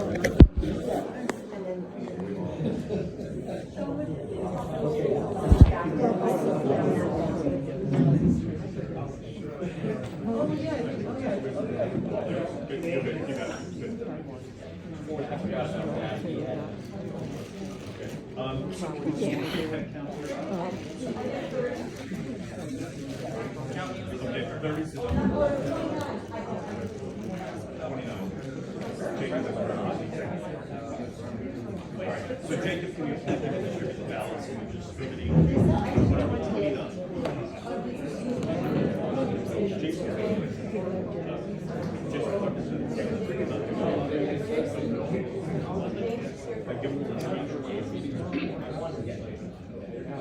Jason's an alternate, Christian, but I have 28. James is an alternate, and I have 28.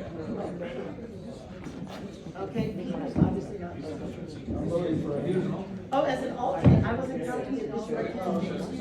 Okay, all right, so I still have 28.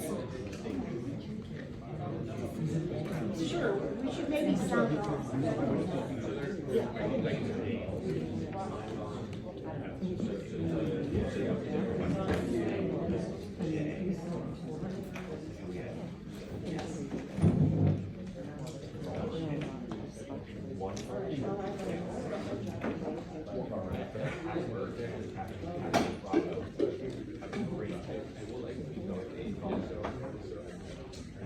So, 12 a.m. Do I write that on this side or that? With the number.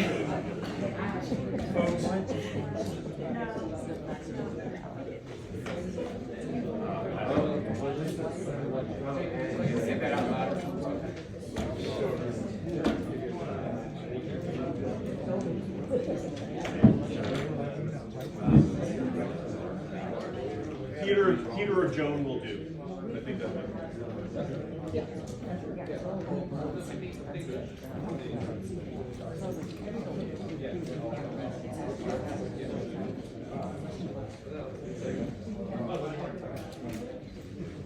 Okay, can you collect the ballots? Yeah.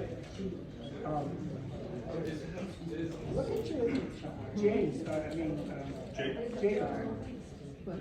Oh, hold on. Okay.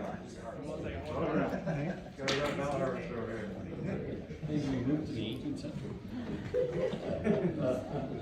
This is how elections are. Into the chart.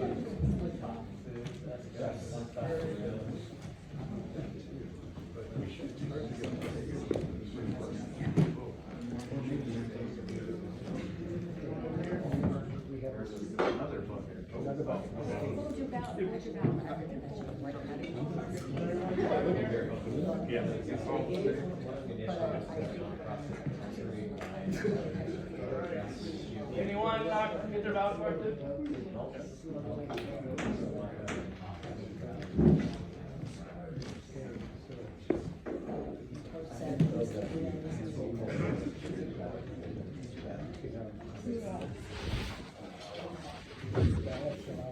appreciate your work on all that.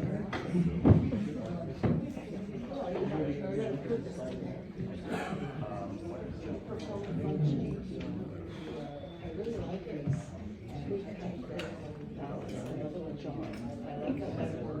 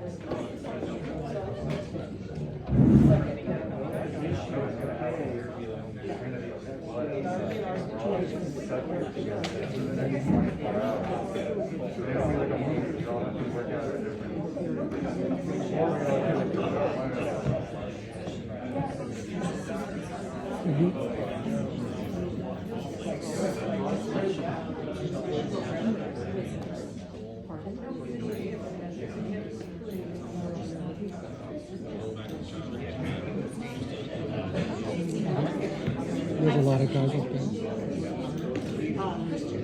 He's not including the person. Well, they've got people here.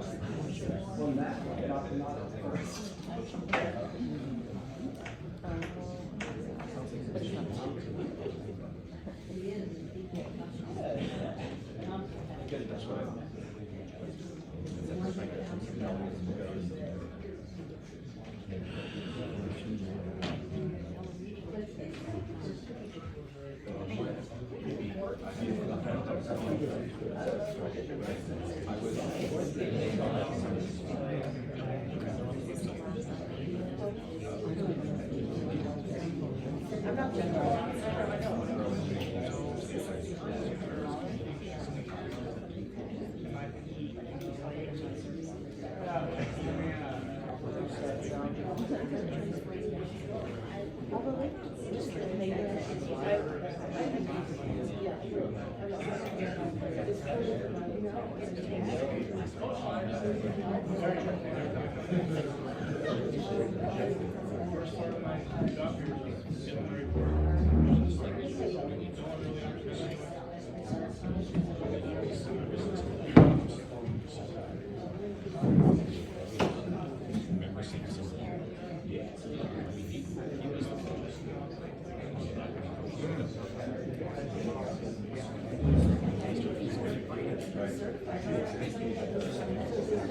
Hi, Peter. I remember you. I was gonna say, I wasn't sure if you remembered me Yeah, when I of course I spoke did. at You, the, yeah, you did, yeah, I at remember. the Italian, I didn't Yeah, realize. and you sat at my table, and you asked if you could bring your wife next time, and I My said, yeah. fiance, she still my fiance. Anyway, it's nice to see you.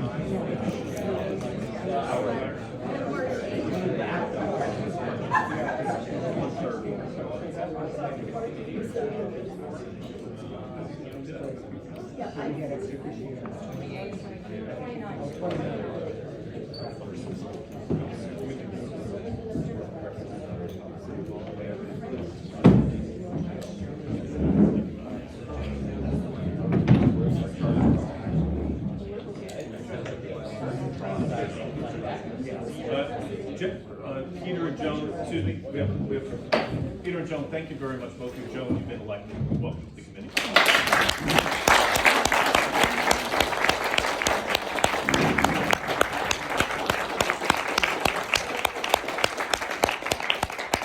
Thank you to everyone who voted for me, and even for those who didn't, you won't be disappointed.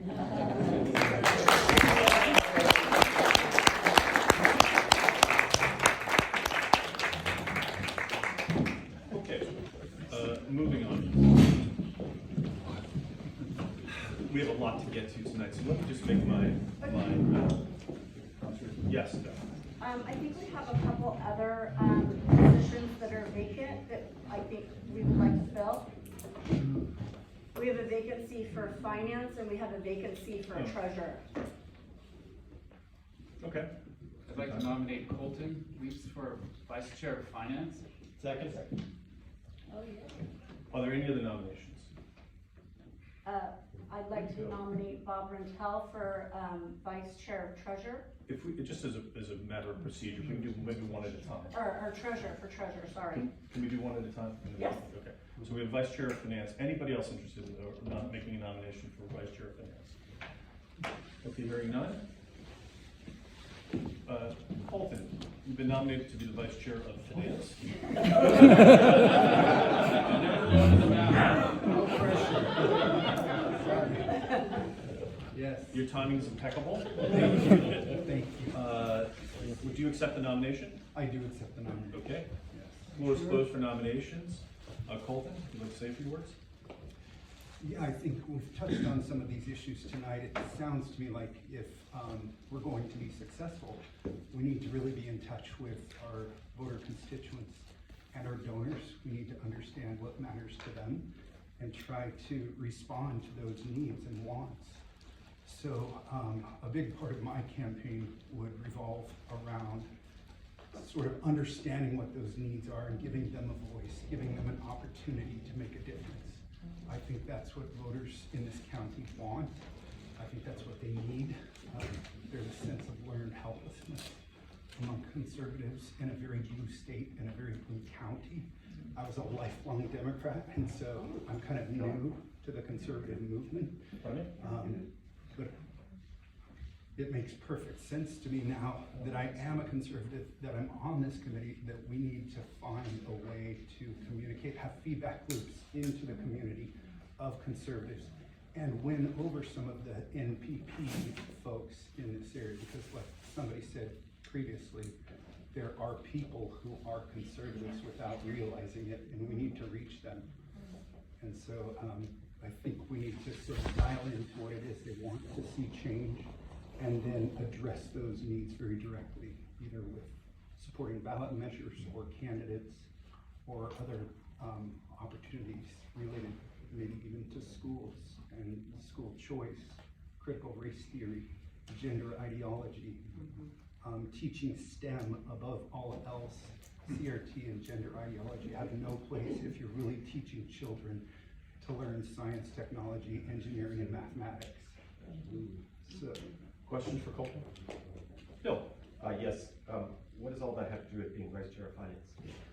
well, it involves raising money and understanding how we're going to raise money, and if we're going to appeal to the voters in this county and in this city, we need to understand what matters to them. And the only way we'll ever understand that is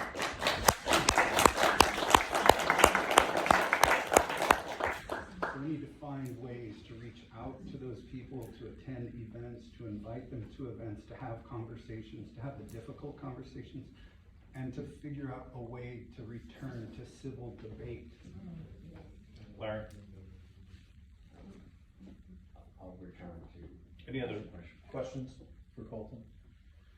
Okay, I think we can do this on a voice vote now. Yes. Okay. All in favor of Colton being elected Vice Chair of Finance, please say aye. Aye. Opposed? Abstentions? Thank you, Colton. You're welcome. Congratulations.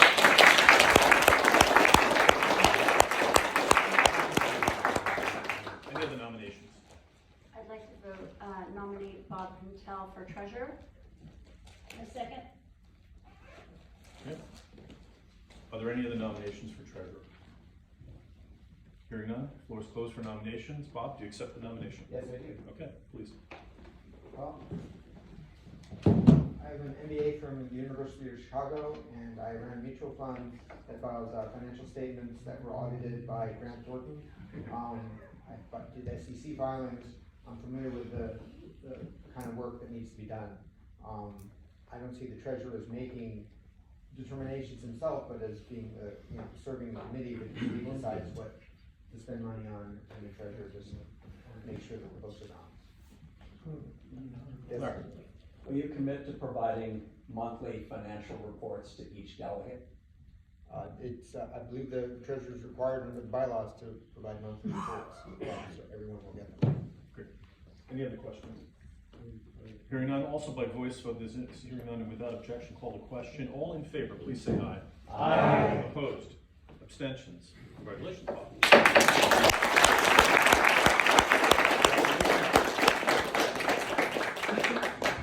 I believe we're out of openings, is that right? Okay, let's move on. Comments of the chair. Well, so we've gone through kind of the bigger issue that I was dealing with this month was this issue with 7411. I don't think we're done with it. We have to come back to it and address it again moving forward. And we also have a report. Now, our goal tonight was to introduce the plan for 2023. We did not have all of the submissions from the vice chairs, and we also didn't have a budget because we don't have a treasurer. So at the, and of course, we have a vice chair of finance. So with the committee's indulgence, we're going to present that next month. I'm going to offer to punt that, okay? And we'll get the submissions from some of the folks who weren't able to provide them for this year's plan. It would be inappropriate to approve the plan anyway without a budget. Now that Bob's on board, we can go ahead and get that organized. We have some delegates. We have the convention coming up in March. There are delegate positions. The party has informed us that we are eligible for 2 extra delegate positions to the state convention based on Monica's great work to build out the first real precinct operation I've seen in my almost 15 years involved with the committee. So, I know some people are anxious to have this discussion about the delegate appointments. There may be some other delegate appointments. We do not have to submit them until February 23rd, but if we want to have that discussion right now, we can have it. We can make, in the committee, it's up to the committee's decision as to who gets those positions. Do we want to have that discussion now? I've got a question. Yes. When will we know the final number of delegate seats? Well,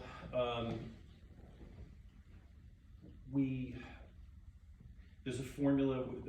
These are the 2 that will be appointed. There's one outstanding issue regarding Carson Weedy, for which I'm making waiting for a response from the state party.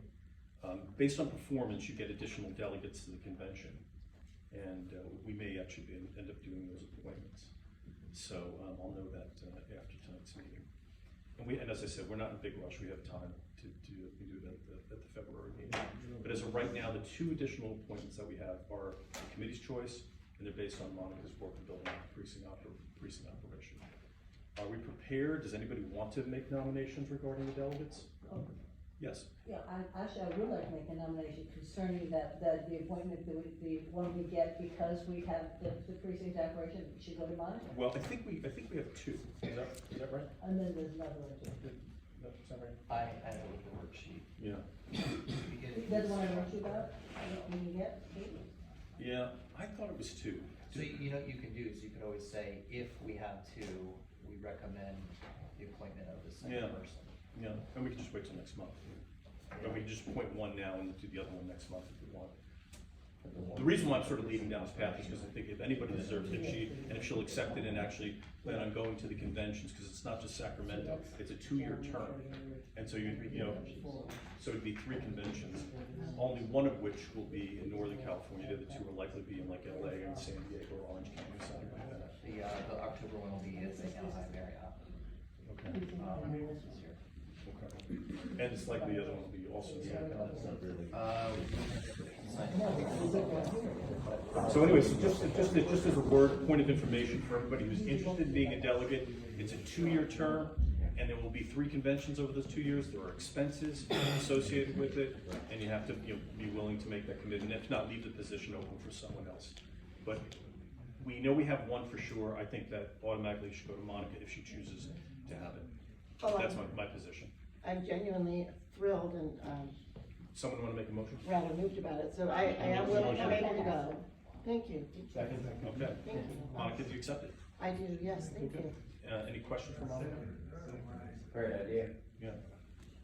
I really appreciate it, y'all. I'll have a great time and I'll try to represent you well. I really would enjoy it. I was a delegate to the, state convention in Virginia about 20 years ago and had the time of my life. So I'm thrilled with the whole idea. Thanks so much. You're gonna take it easy at these conventions. Then. Well, you know. Yeah, okay. Any other discussion on this?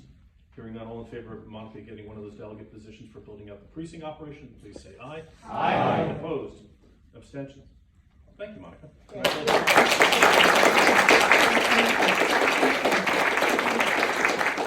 And be careful, you're showing up other central committees. Okay, moving on. I'm gonna cut this short now on my report. I have some other items, but I think they can wait until next month, and we can move on to the executive. I have a question for the chair. Yes. Did you instruct the executive director to remove my name from the delegates at SFGOP? Yes, I did, yes. Would you treat him just No, I think we need to resolve it. prejudicially if he were to put my name back onto that list? No, you can't remove them like that. Mr. Chair, since my last report on the November 2nd Central Committee, we've had an increase of about 3,012 exactly registered Democrats, an increase in 212 registered Republicans, an increase in 665 no party preference, and an increase in 373 other registered voters. The November 2nd welcome email had a 64.1% open rate with 220 opens and 16 clicks. That went out to newly registered Republicans, which is now going out monthly. The November 7th election night party email had a 41.5% open rate with 94 clicks, that is upwards of 3,000 opens. November 8th get out the vote email had a 44.2% open rate with 17 clicks. The November 23rd Christmas party email had a 42.1% open rate with 169 clicks, which has been the highest amount of clicks of any email that I've seen. The December 2nd Herschel Walker email had a 42.1% open rate with 67 clicks. And finally, the December 2nd welcome email had a 61.4% open rate with 87 opens and 14 clicks. The January welcome email will be going out by the end of the week. I'm also working on adding all ex officios and all alternates to the SFGOP delegate email list, along with the SFGOP delegate database.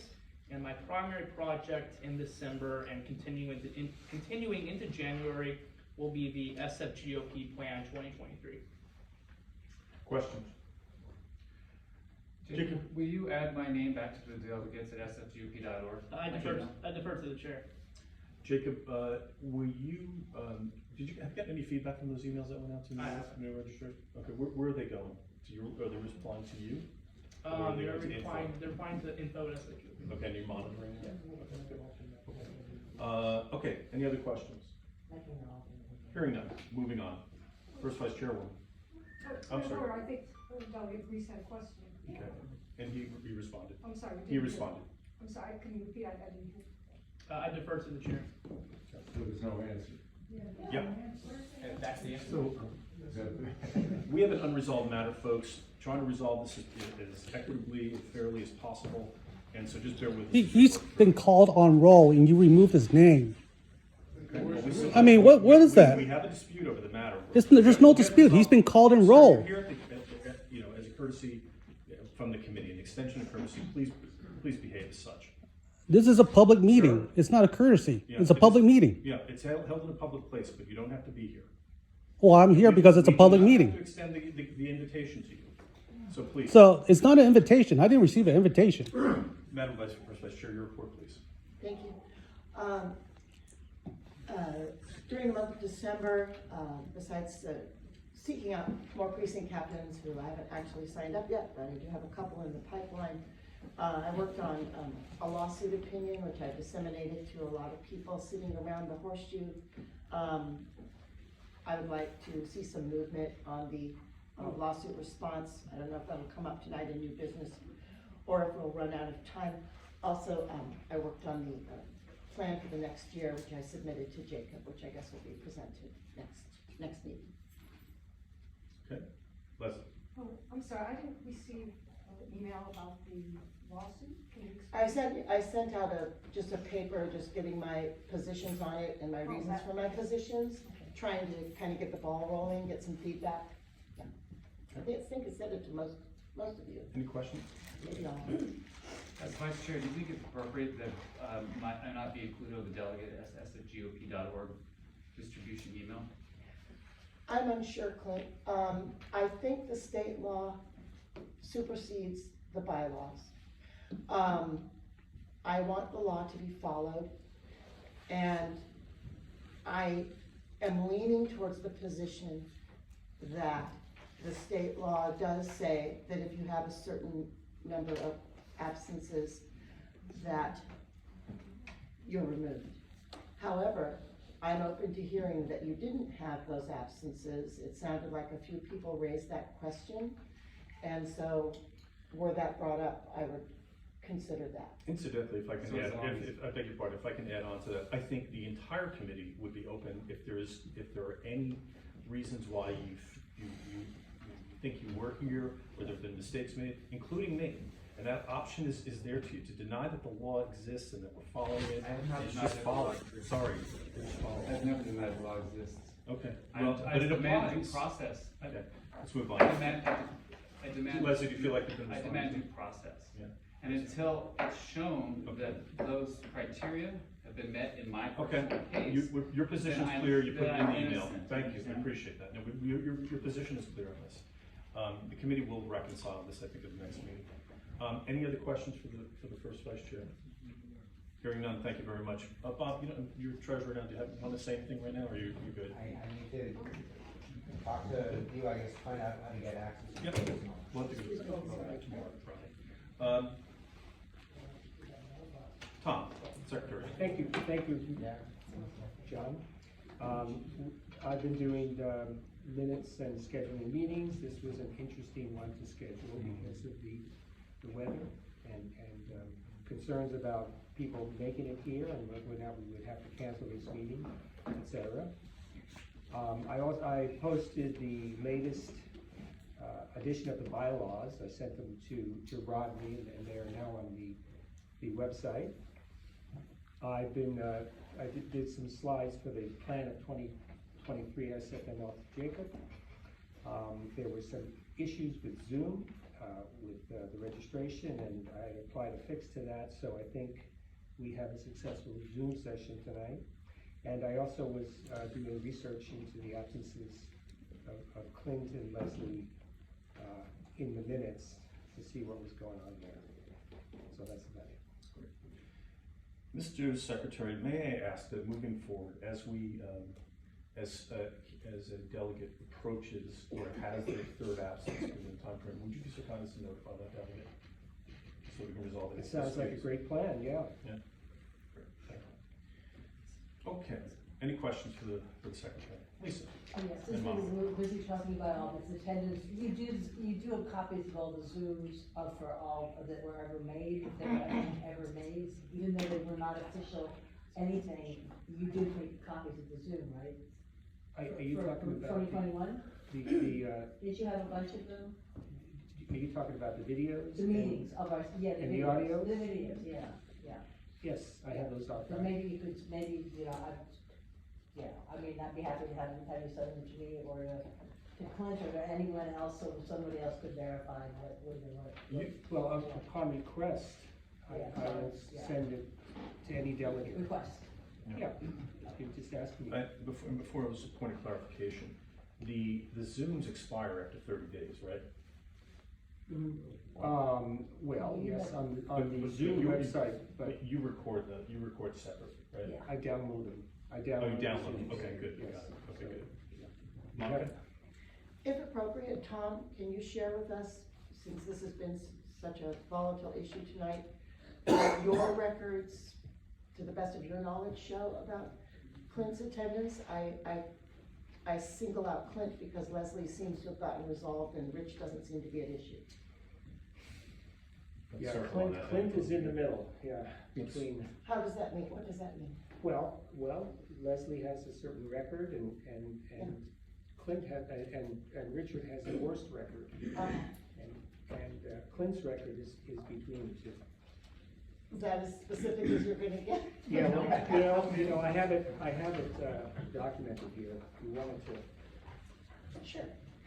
And please share it with the whole committee so that we're all on the same page, if you don't mind. I thought everyone had access. I think that the email went out some time ago with the contact or the link to the attendance spreadsheet. If you didn't have it, Tom, I'm sure is happy to send it out. Again, one other thing, while we're on this matter, I want to move on to the next reports.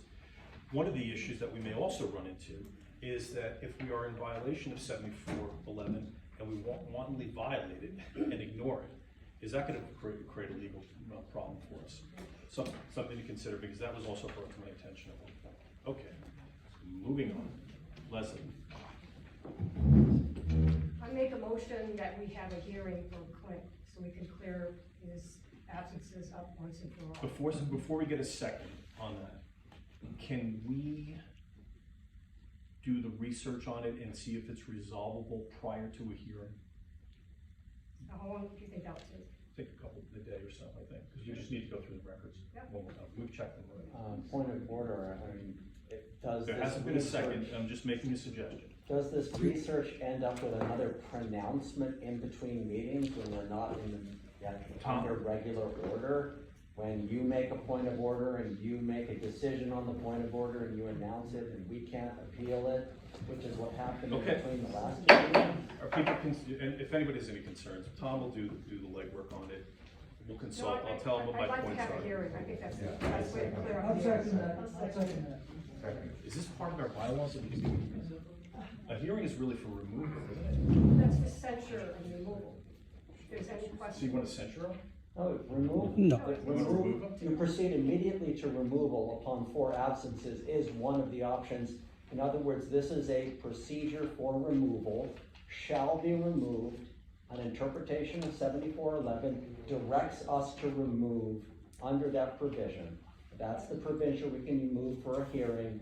He can present evidence at the hearing that he should not be removed because of evidence that 7411 doesn't apply to him. He gets his due process. Everyone's happy. Okay, yeah, that would be fun, except he hasn't made any objections Is there a second? about that. Second. Okay, there's a second, so there's discussion. If you don't mind, I'm gonna leave with it. He hasn't submitted any evidence that he missed the meeting. That's what a hearing is for. Okay, well, he could just provide the evidence and. That's what the hearing is for. Okay. Your bylaws, And then this, presentation of evidence is at a hearing. yep. You don't have to present evidence to qualify for a hearing. Well, why hasn't there begun time? Why do we go to a hearing? Can anybody else, does anybody else have any concerns about that? Bill? I wonder if there's a way for all members of the committee to gain confidence in the state law that applies to this by providing an opinion from the state party addressed to the central committee. Yep. Is that a possibility, Mr. Chair? Well, considering we're in arrears with the state party's council, I don't think they're gonna act on that. So that's another matter that actually needs to get addressed, but, I don't think they're gonna act. We owe them money. Oh, well, that's a problem in its own right. Monica? Will this proposed hearing be the one that's referenced in our bylaws where we have to have a special meeting that's just that and so forth? Yeah, well, there's the censure, which, I know removal requires a separate hearing.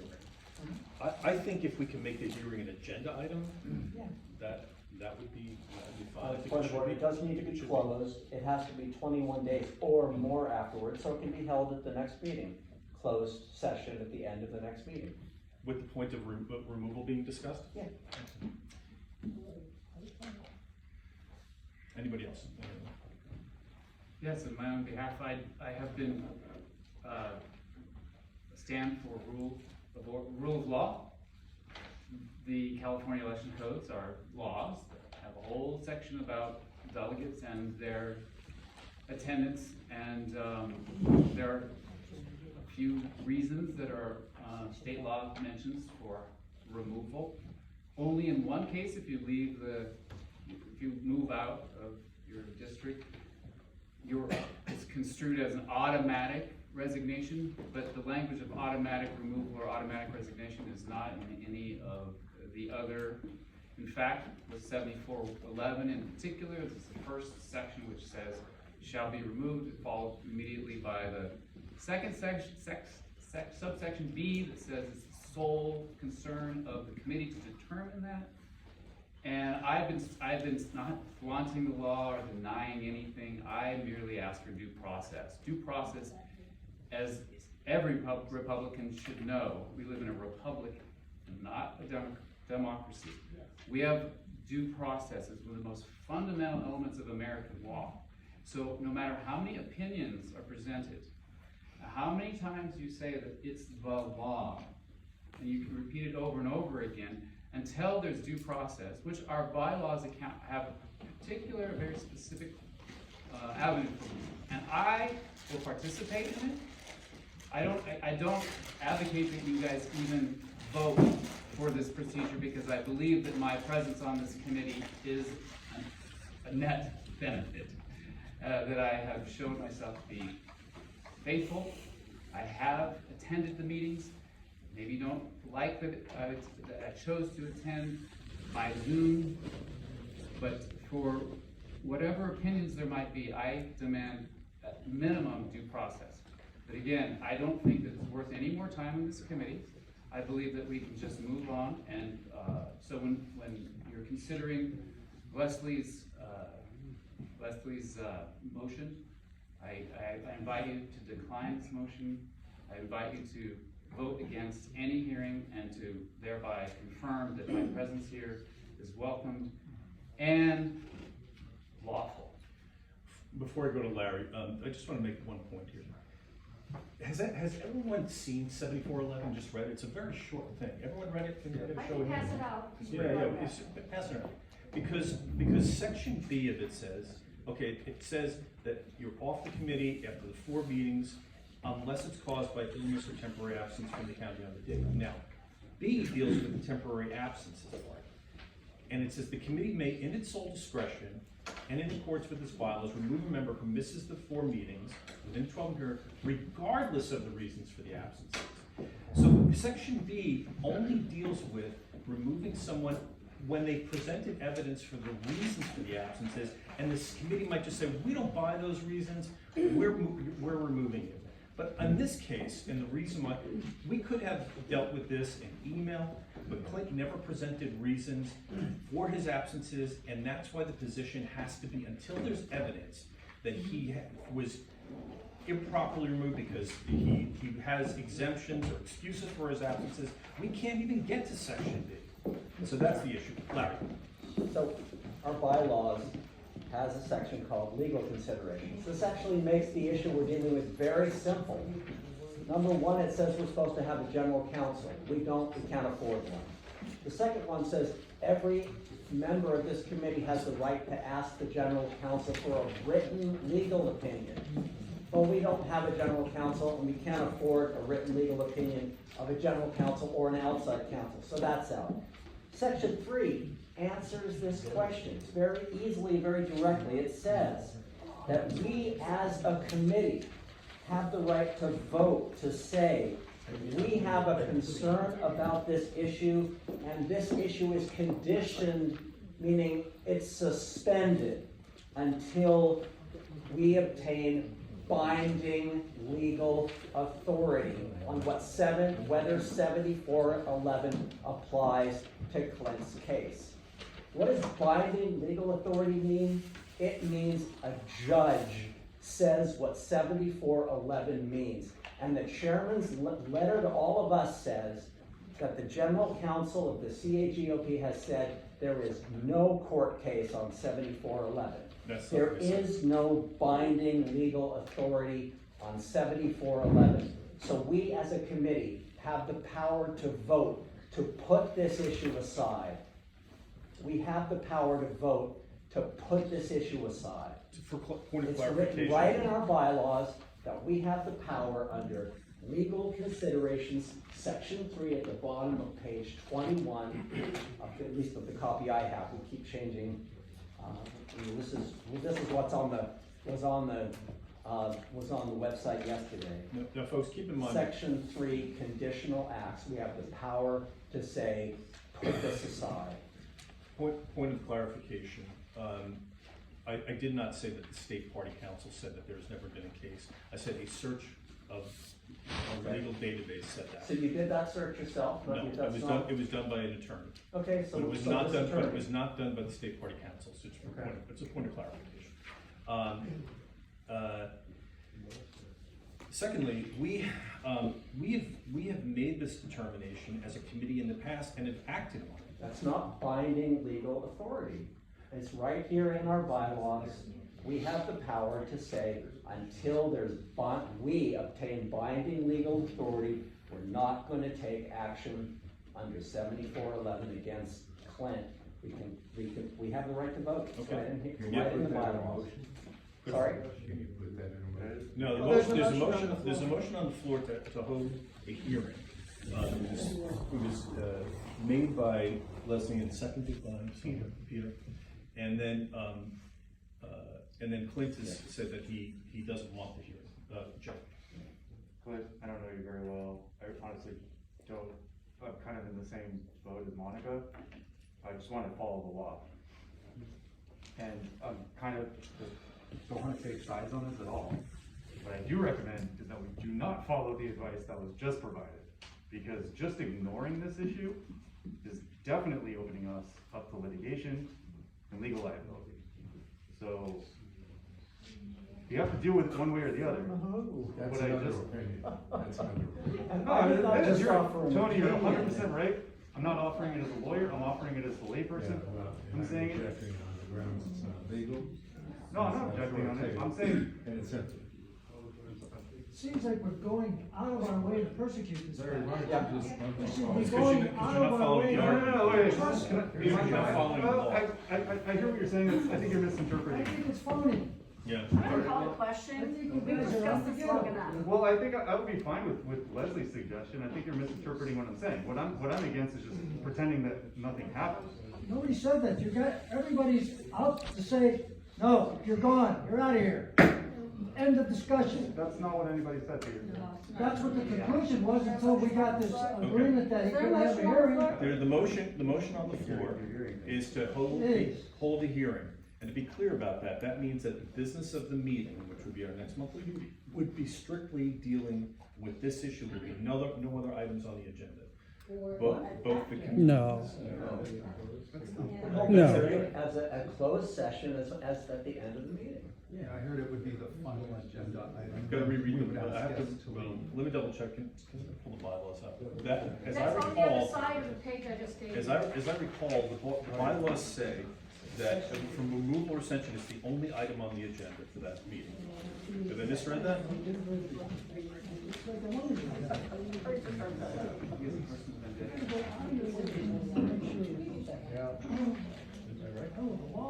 While we're looking this up, I'd like to just say that we have, the San Francisco Peninsula CRA on our, Zoom.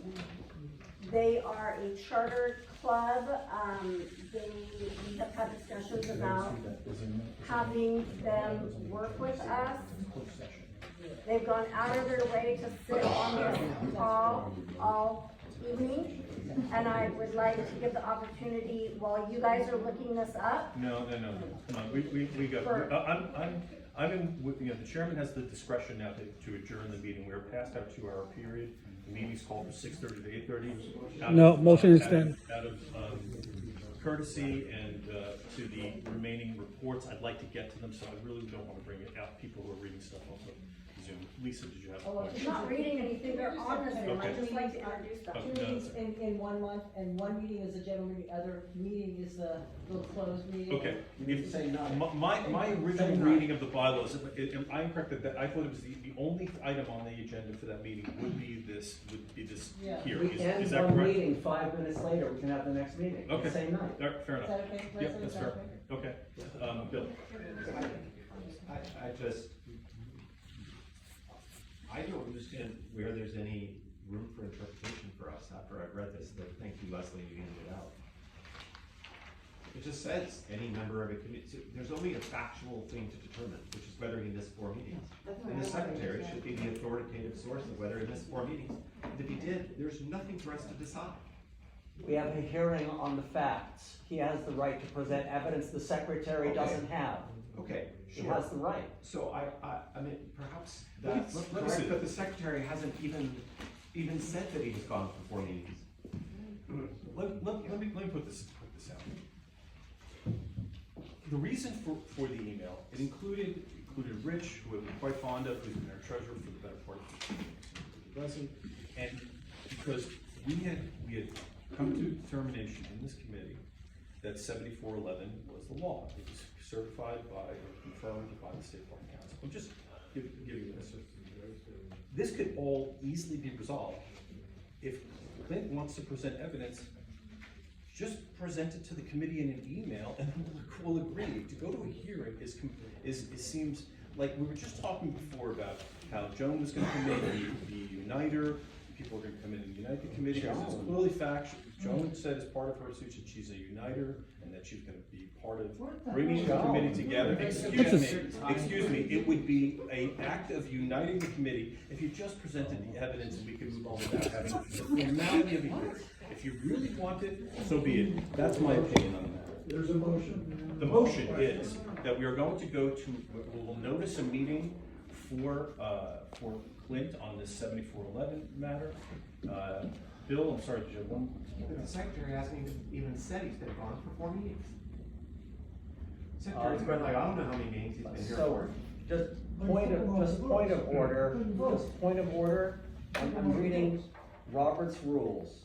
A member has the right that allegations be brought on reasonable ground. Thus, if accused, he has the right to due process.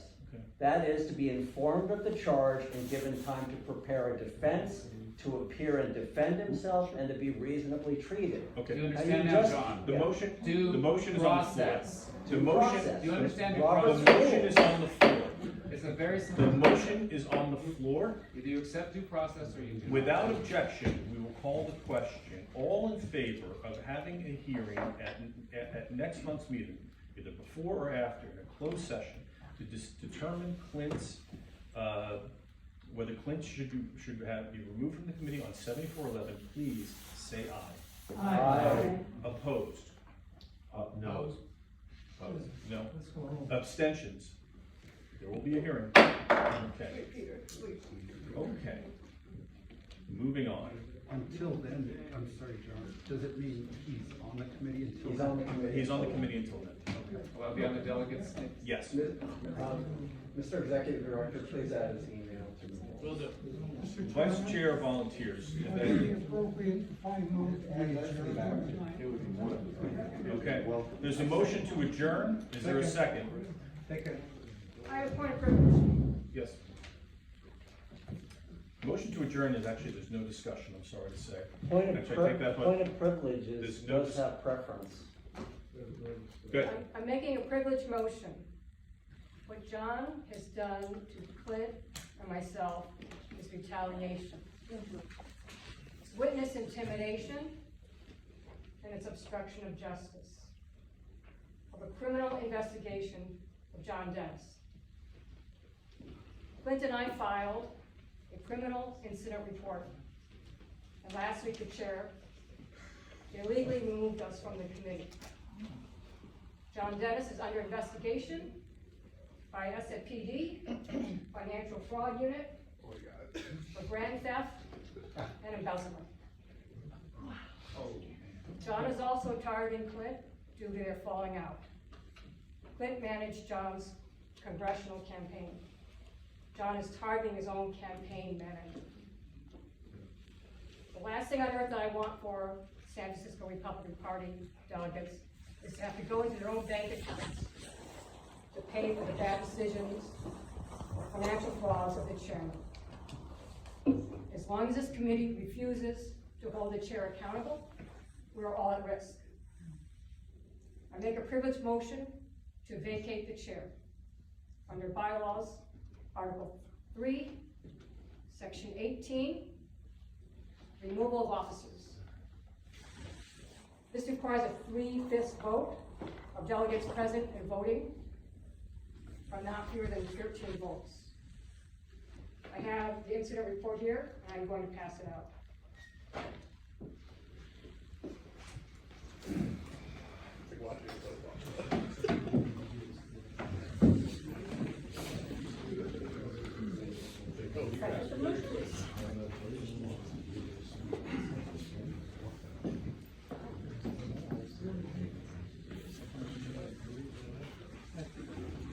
By the way, I second that motion. It's just been made.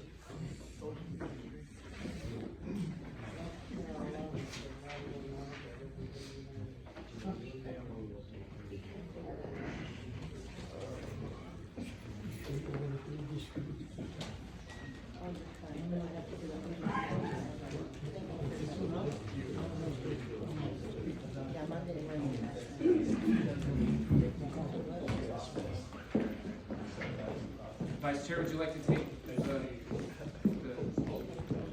gavel? I will if it's necessary. Is it necessary? Yes, We're conducting a vote. you're conducting a vote now.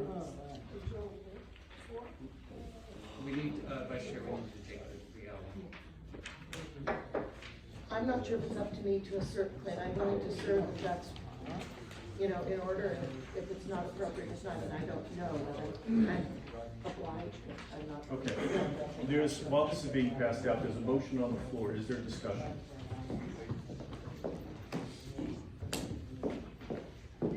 I think we're requesting that you give up the gavel because this is concerning you. I'll run the meeting the same way. I'm not obligated to give it up. And I'll run it, I can run the meeting. Is there discussion?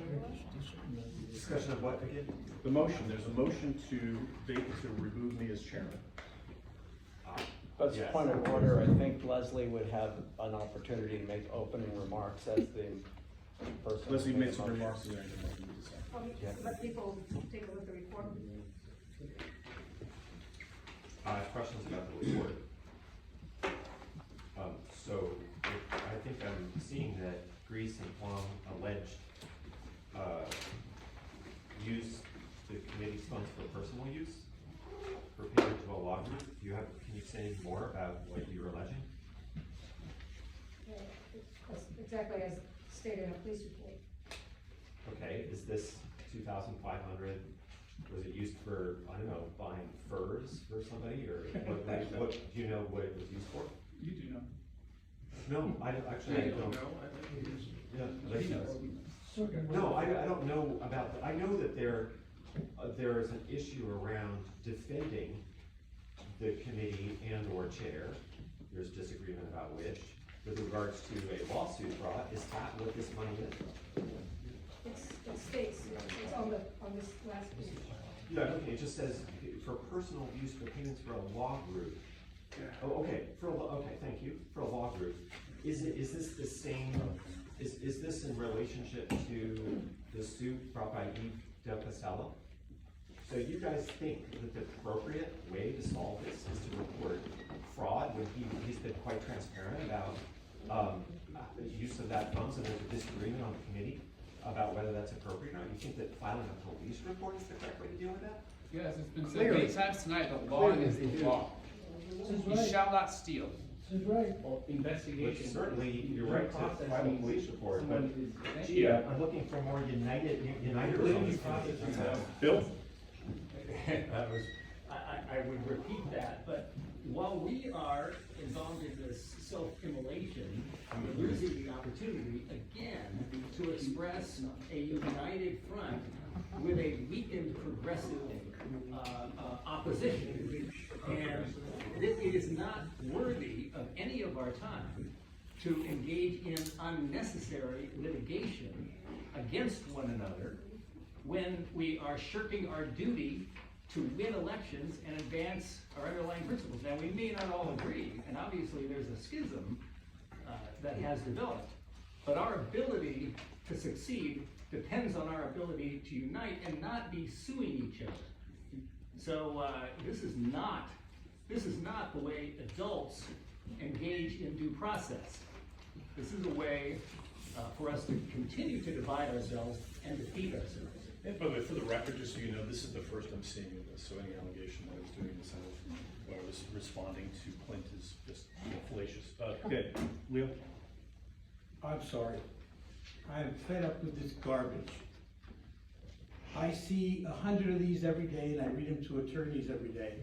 Anybody can say anything they want about anybody. This is garbage. This is the product, I don't know who did this, but some moron did this. And they're trying to divide us even more, and they're destroying us. They're bringing destruction about this. Anybody pays any attention to this gotta be crazy. You can say anything you want, paper will hold anything. This is, to say that John Dennis has stole 2,000, that is garbage. That's an insult to our own intelligence. Anybody who even talks about this and who did this should be run out of this committee in a minute.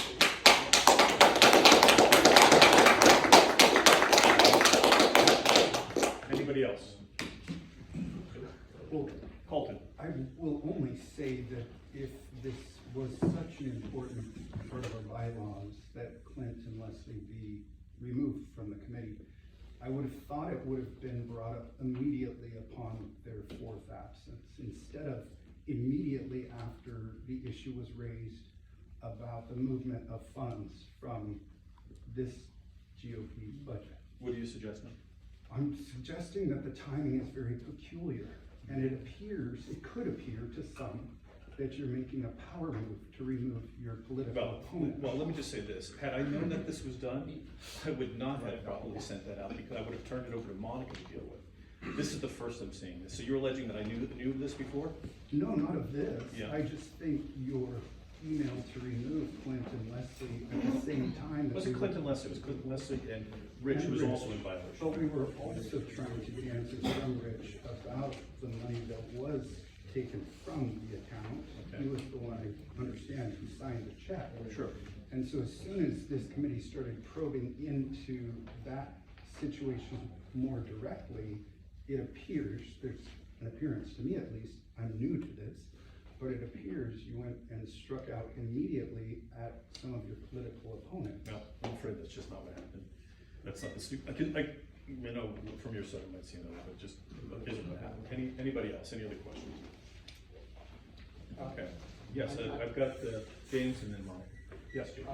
As just an alternate, I do attend a lot of the meetings, and one of the points that I've noted is that this conversation has been discussed ad nauseum almost at multiple prior meetings.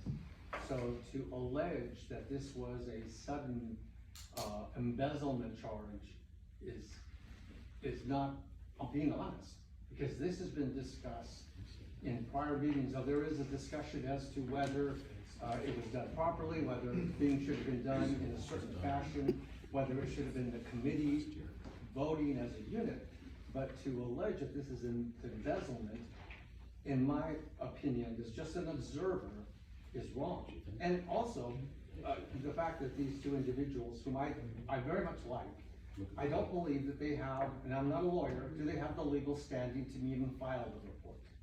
Because this would have been something done as a committee, not as individuals, for whatever reason. Monica? Thank you, James. I'd like to raise a question about the incident report that you filed. And raise the idea to the rest of the committee as they consider the motion.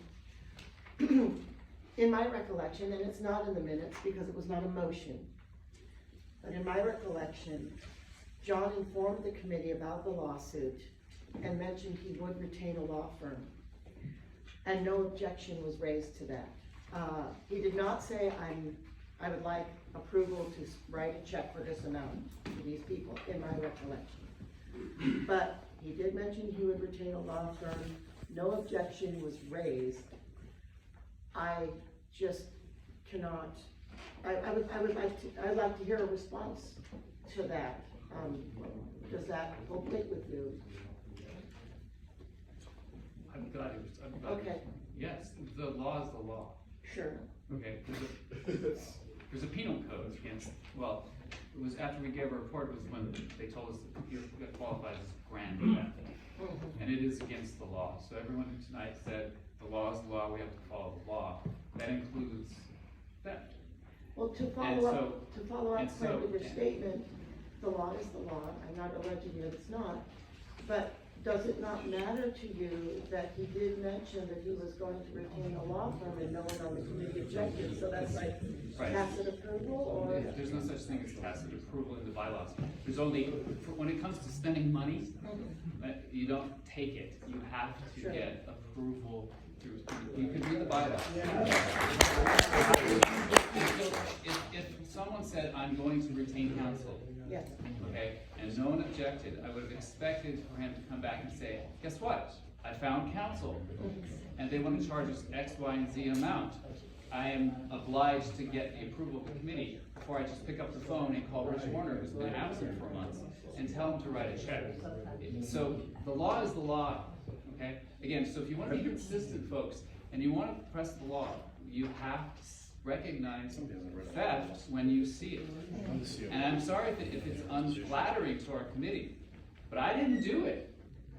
I didn't do this. None of us did this. None of us gave permission for John Dennis to write a check, to tell Rich to write a check, and Rich didn't do his job as treasurer. He's also implicated because he didn't do his duty, which is very clearly stated in the bylaws as treasurer. He's to protect our treasure, our donors' money. They gave us their money, trusting us with it. If they thought that by giving a donation to us, that they were saying, John Dennis, go ahead and spend it any way you like without the permission of the committee, I don't know that they would have given it to us in the first place. Okay, so. But the criminal complaint still stands. The police will determine if they're chargeable, if it's chargeable. There will be due process. So don't worry that John Dennis may not go to jail, but there will be due process. Just as I demand due process, I wish for John Dennis to also receive due process. There are a number of people who want to speak. We are way past our deadline, so I'm going to read this out. And if you could just keep this brief, I'd be grateful. I think we're getting pretty close to a vote on this. We're going to go Bill, Larry, Jay, Point of order. and The chair is Bill. giving opinion, needs to relinquish the gavel to the first vice chair. I can adjourn the meeting right now. No. No. Oh, yeah. Oh, yeah. I have the authority to adjourn right now. No, you don't. But I think Right now, you got to pass the gavel to the vice chair. I can adjourn the meeting right now, but we're going to see this to the end. And if you'd be so kind, I'd like to turn the floor over to Bill at the moment. Thank you. I think it's. Appeal, Overrule. appeal. Overrule. You're Appeal. being dilatory. You're dilatory I have motion. the floor. The I made member appeal will 3 cease. times. I The member have will the floor. cease. Monica is vice chair. Bill. She's presiding over the meeting. I think it's Correct. incredibly relevant to this situation. Point of order, she's There's a made a gentleman appeal speaking. 3 times, and that means Leslie has the floor. She's got the floor. Okay, Monica, I'm please gonna take adjourn it the down. meeting. I'm gonna adjourn it now. Party is dead in San Francisco. Okay, are we in an impasse? Give up the gavel No. and everything. Give up the gavel. I want it. I can adjourn it. Bill, it's you out. Don't adjourn. This one's not it. Bill. Monica, take the gavel. That's your Yeah. responsibility as Yeah. chair, vice chair. Fair enough. Okay. Rudy, tell me. Will everyone who wants to comment on the motion, please raise their hands again? Joe? Jay.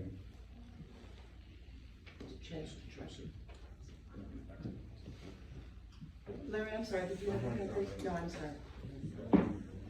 I have Joe, Jay, and Bill. Is that everyone? Yes? And Bill Sharman, too. Oh, sorry, Bill Sharman as well. Madam Chair, Yes. is there a clock on each speaker? I don't have a clock running. No, I mean, like, are they allowed to speak for 30 seconds or a minute? I'll start timing if more than a minute goes Good. by. I hope All we right? see. Okay, the chair recognizes Joe Blackman. This entire situation is ridiculous. If the people who filed this really thought this was serious, you should have told the committee about this far in advance. This is ridiculous. Bill Sharman. I'd like to offer a compromise, but I can't think of any. So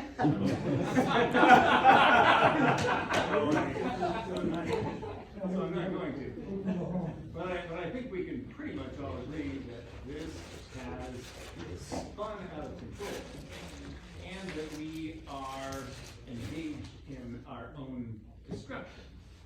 And we probably should take an entirely different approach, and that a timeout might be in order, so that we can gather our senses and see if some of us, maybe, and I know I am guilty of this, be going overboard and taking actions that are strategically not very bright or effective. So I think it's probably time for a rest. Thank you, Bill. There's a motion on the floor, so it will need to come to a vote. Jake? You guys, like, as someone who's also, in my own view, was unfairly targeted from the committee, I get where you're coming from, and you're angry, but I think, like, this is just too far.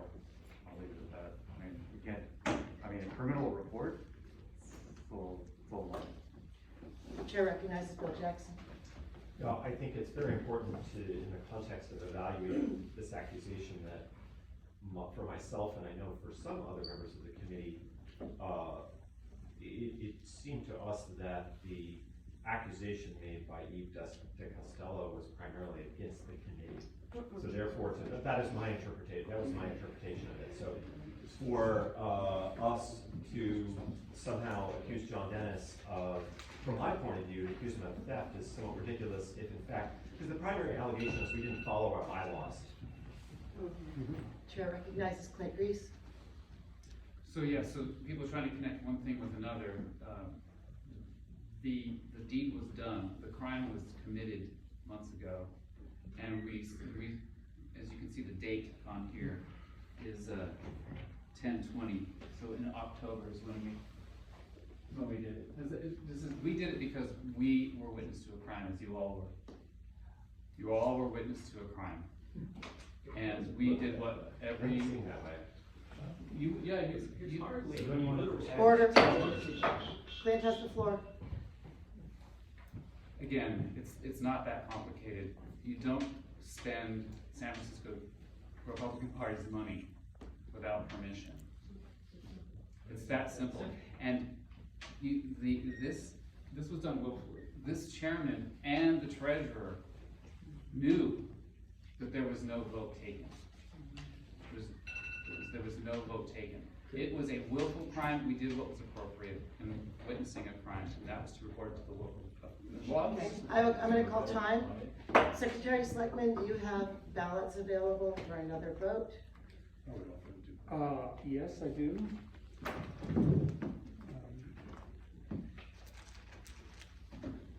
Please distribute those. Explain What are we voting on? Yeah, what are we? Secretary Selectman, can you restate the motion on the floor? Okay, well, This is the motion, I'm sorry. It is a motion. To vacate the chair. yes, motion by Leslie, seconded by Peter. Vacate the chair. The motion is to vacate the chair. A yes vote would mean you would like to vacate the chair. A no vote would mean that you do not. Okay.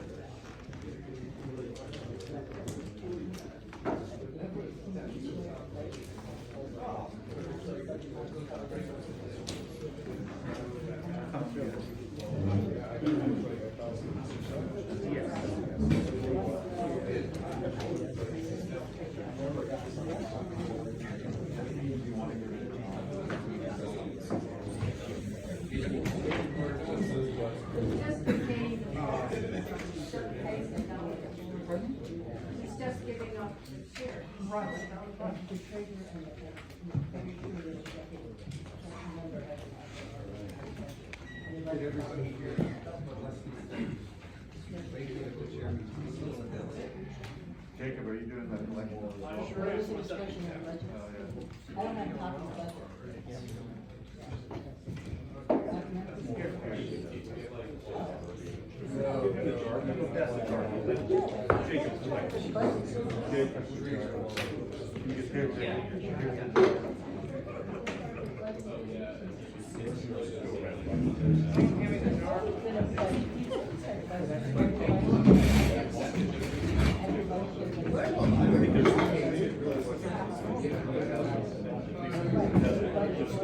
Yeah.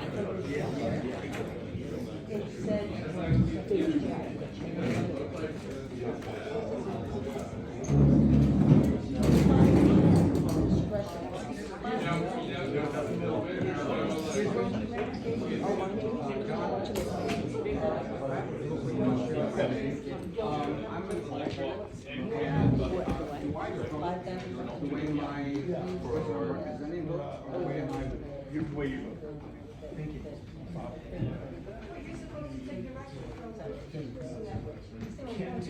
An alternate is not The Indian program.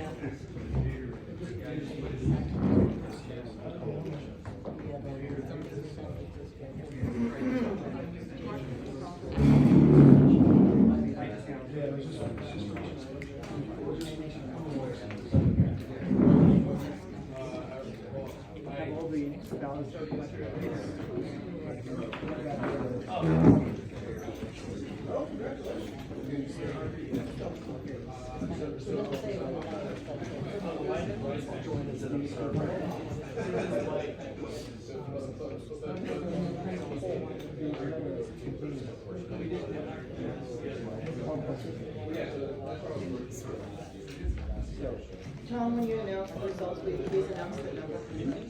Okay.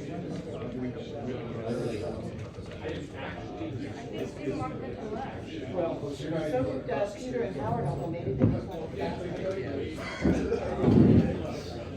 Howard voted. We're down to.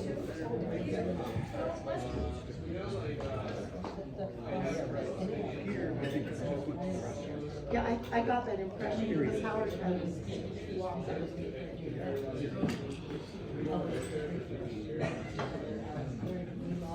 Peter, did you have the opportunity to vote yes? Stephen, I believe Stephen. I do not. Yeah, he could. Could have appointed that.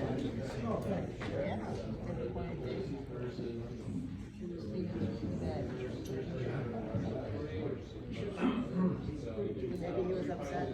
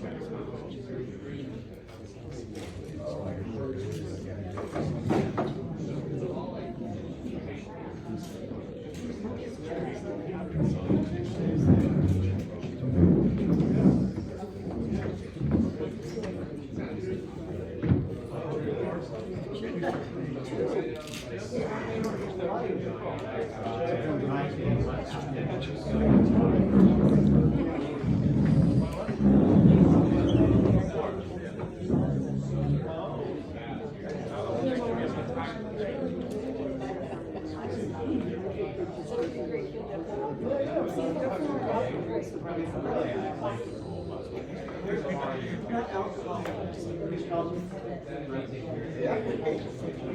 I'm more of a coffee. Someday yeah,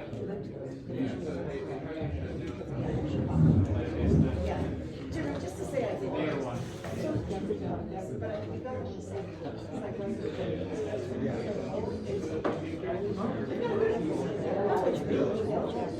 They have food. I might do something.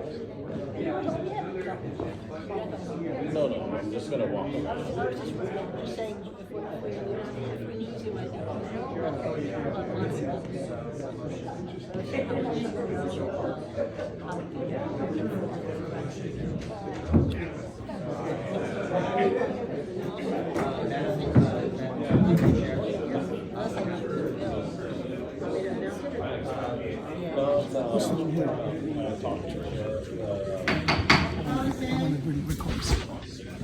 The motion failed. There are 12 yes votes for the motion and 17 no votes. Louder? What? The motion fails. There are 12 yes votes. There are 17 no votes. The chair is not vacated. I return the gavel to Chairman Dennis. Thank you very much, Vice Chairman Rothenbuehler. With apologies to the remaining reports, the meeting is adjourned. Are you gonna play it back? Well, we need to be out of the building.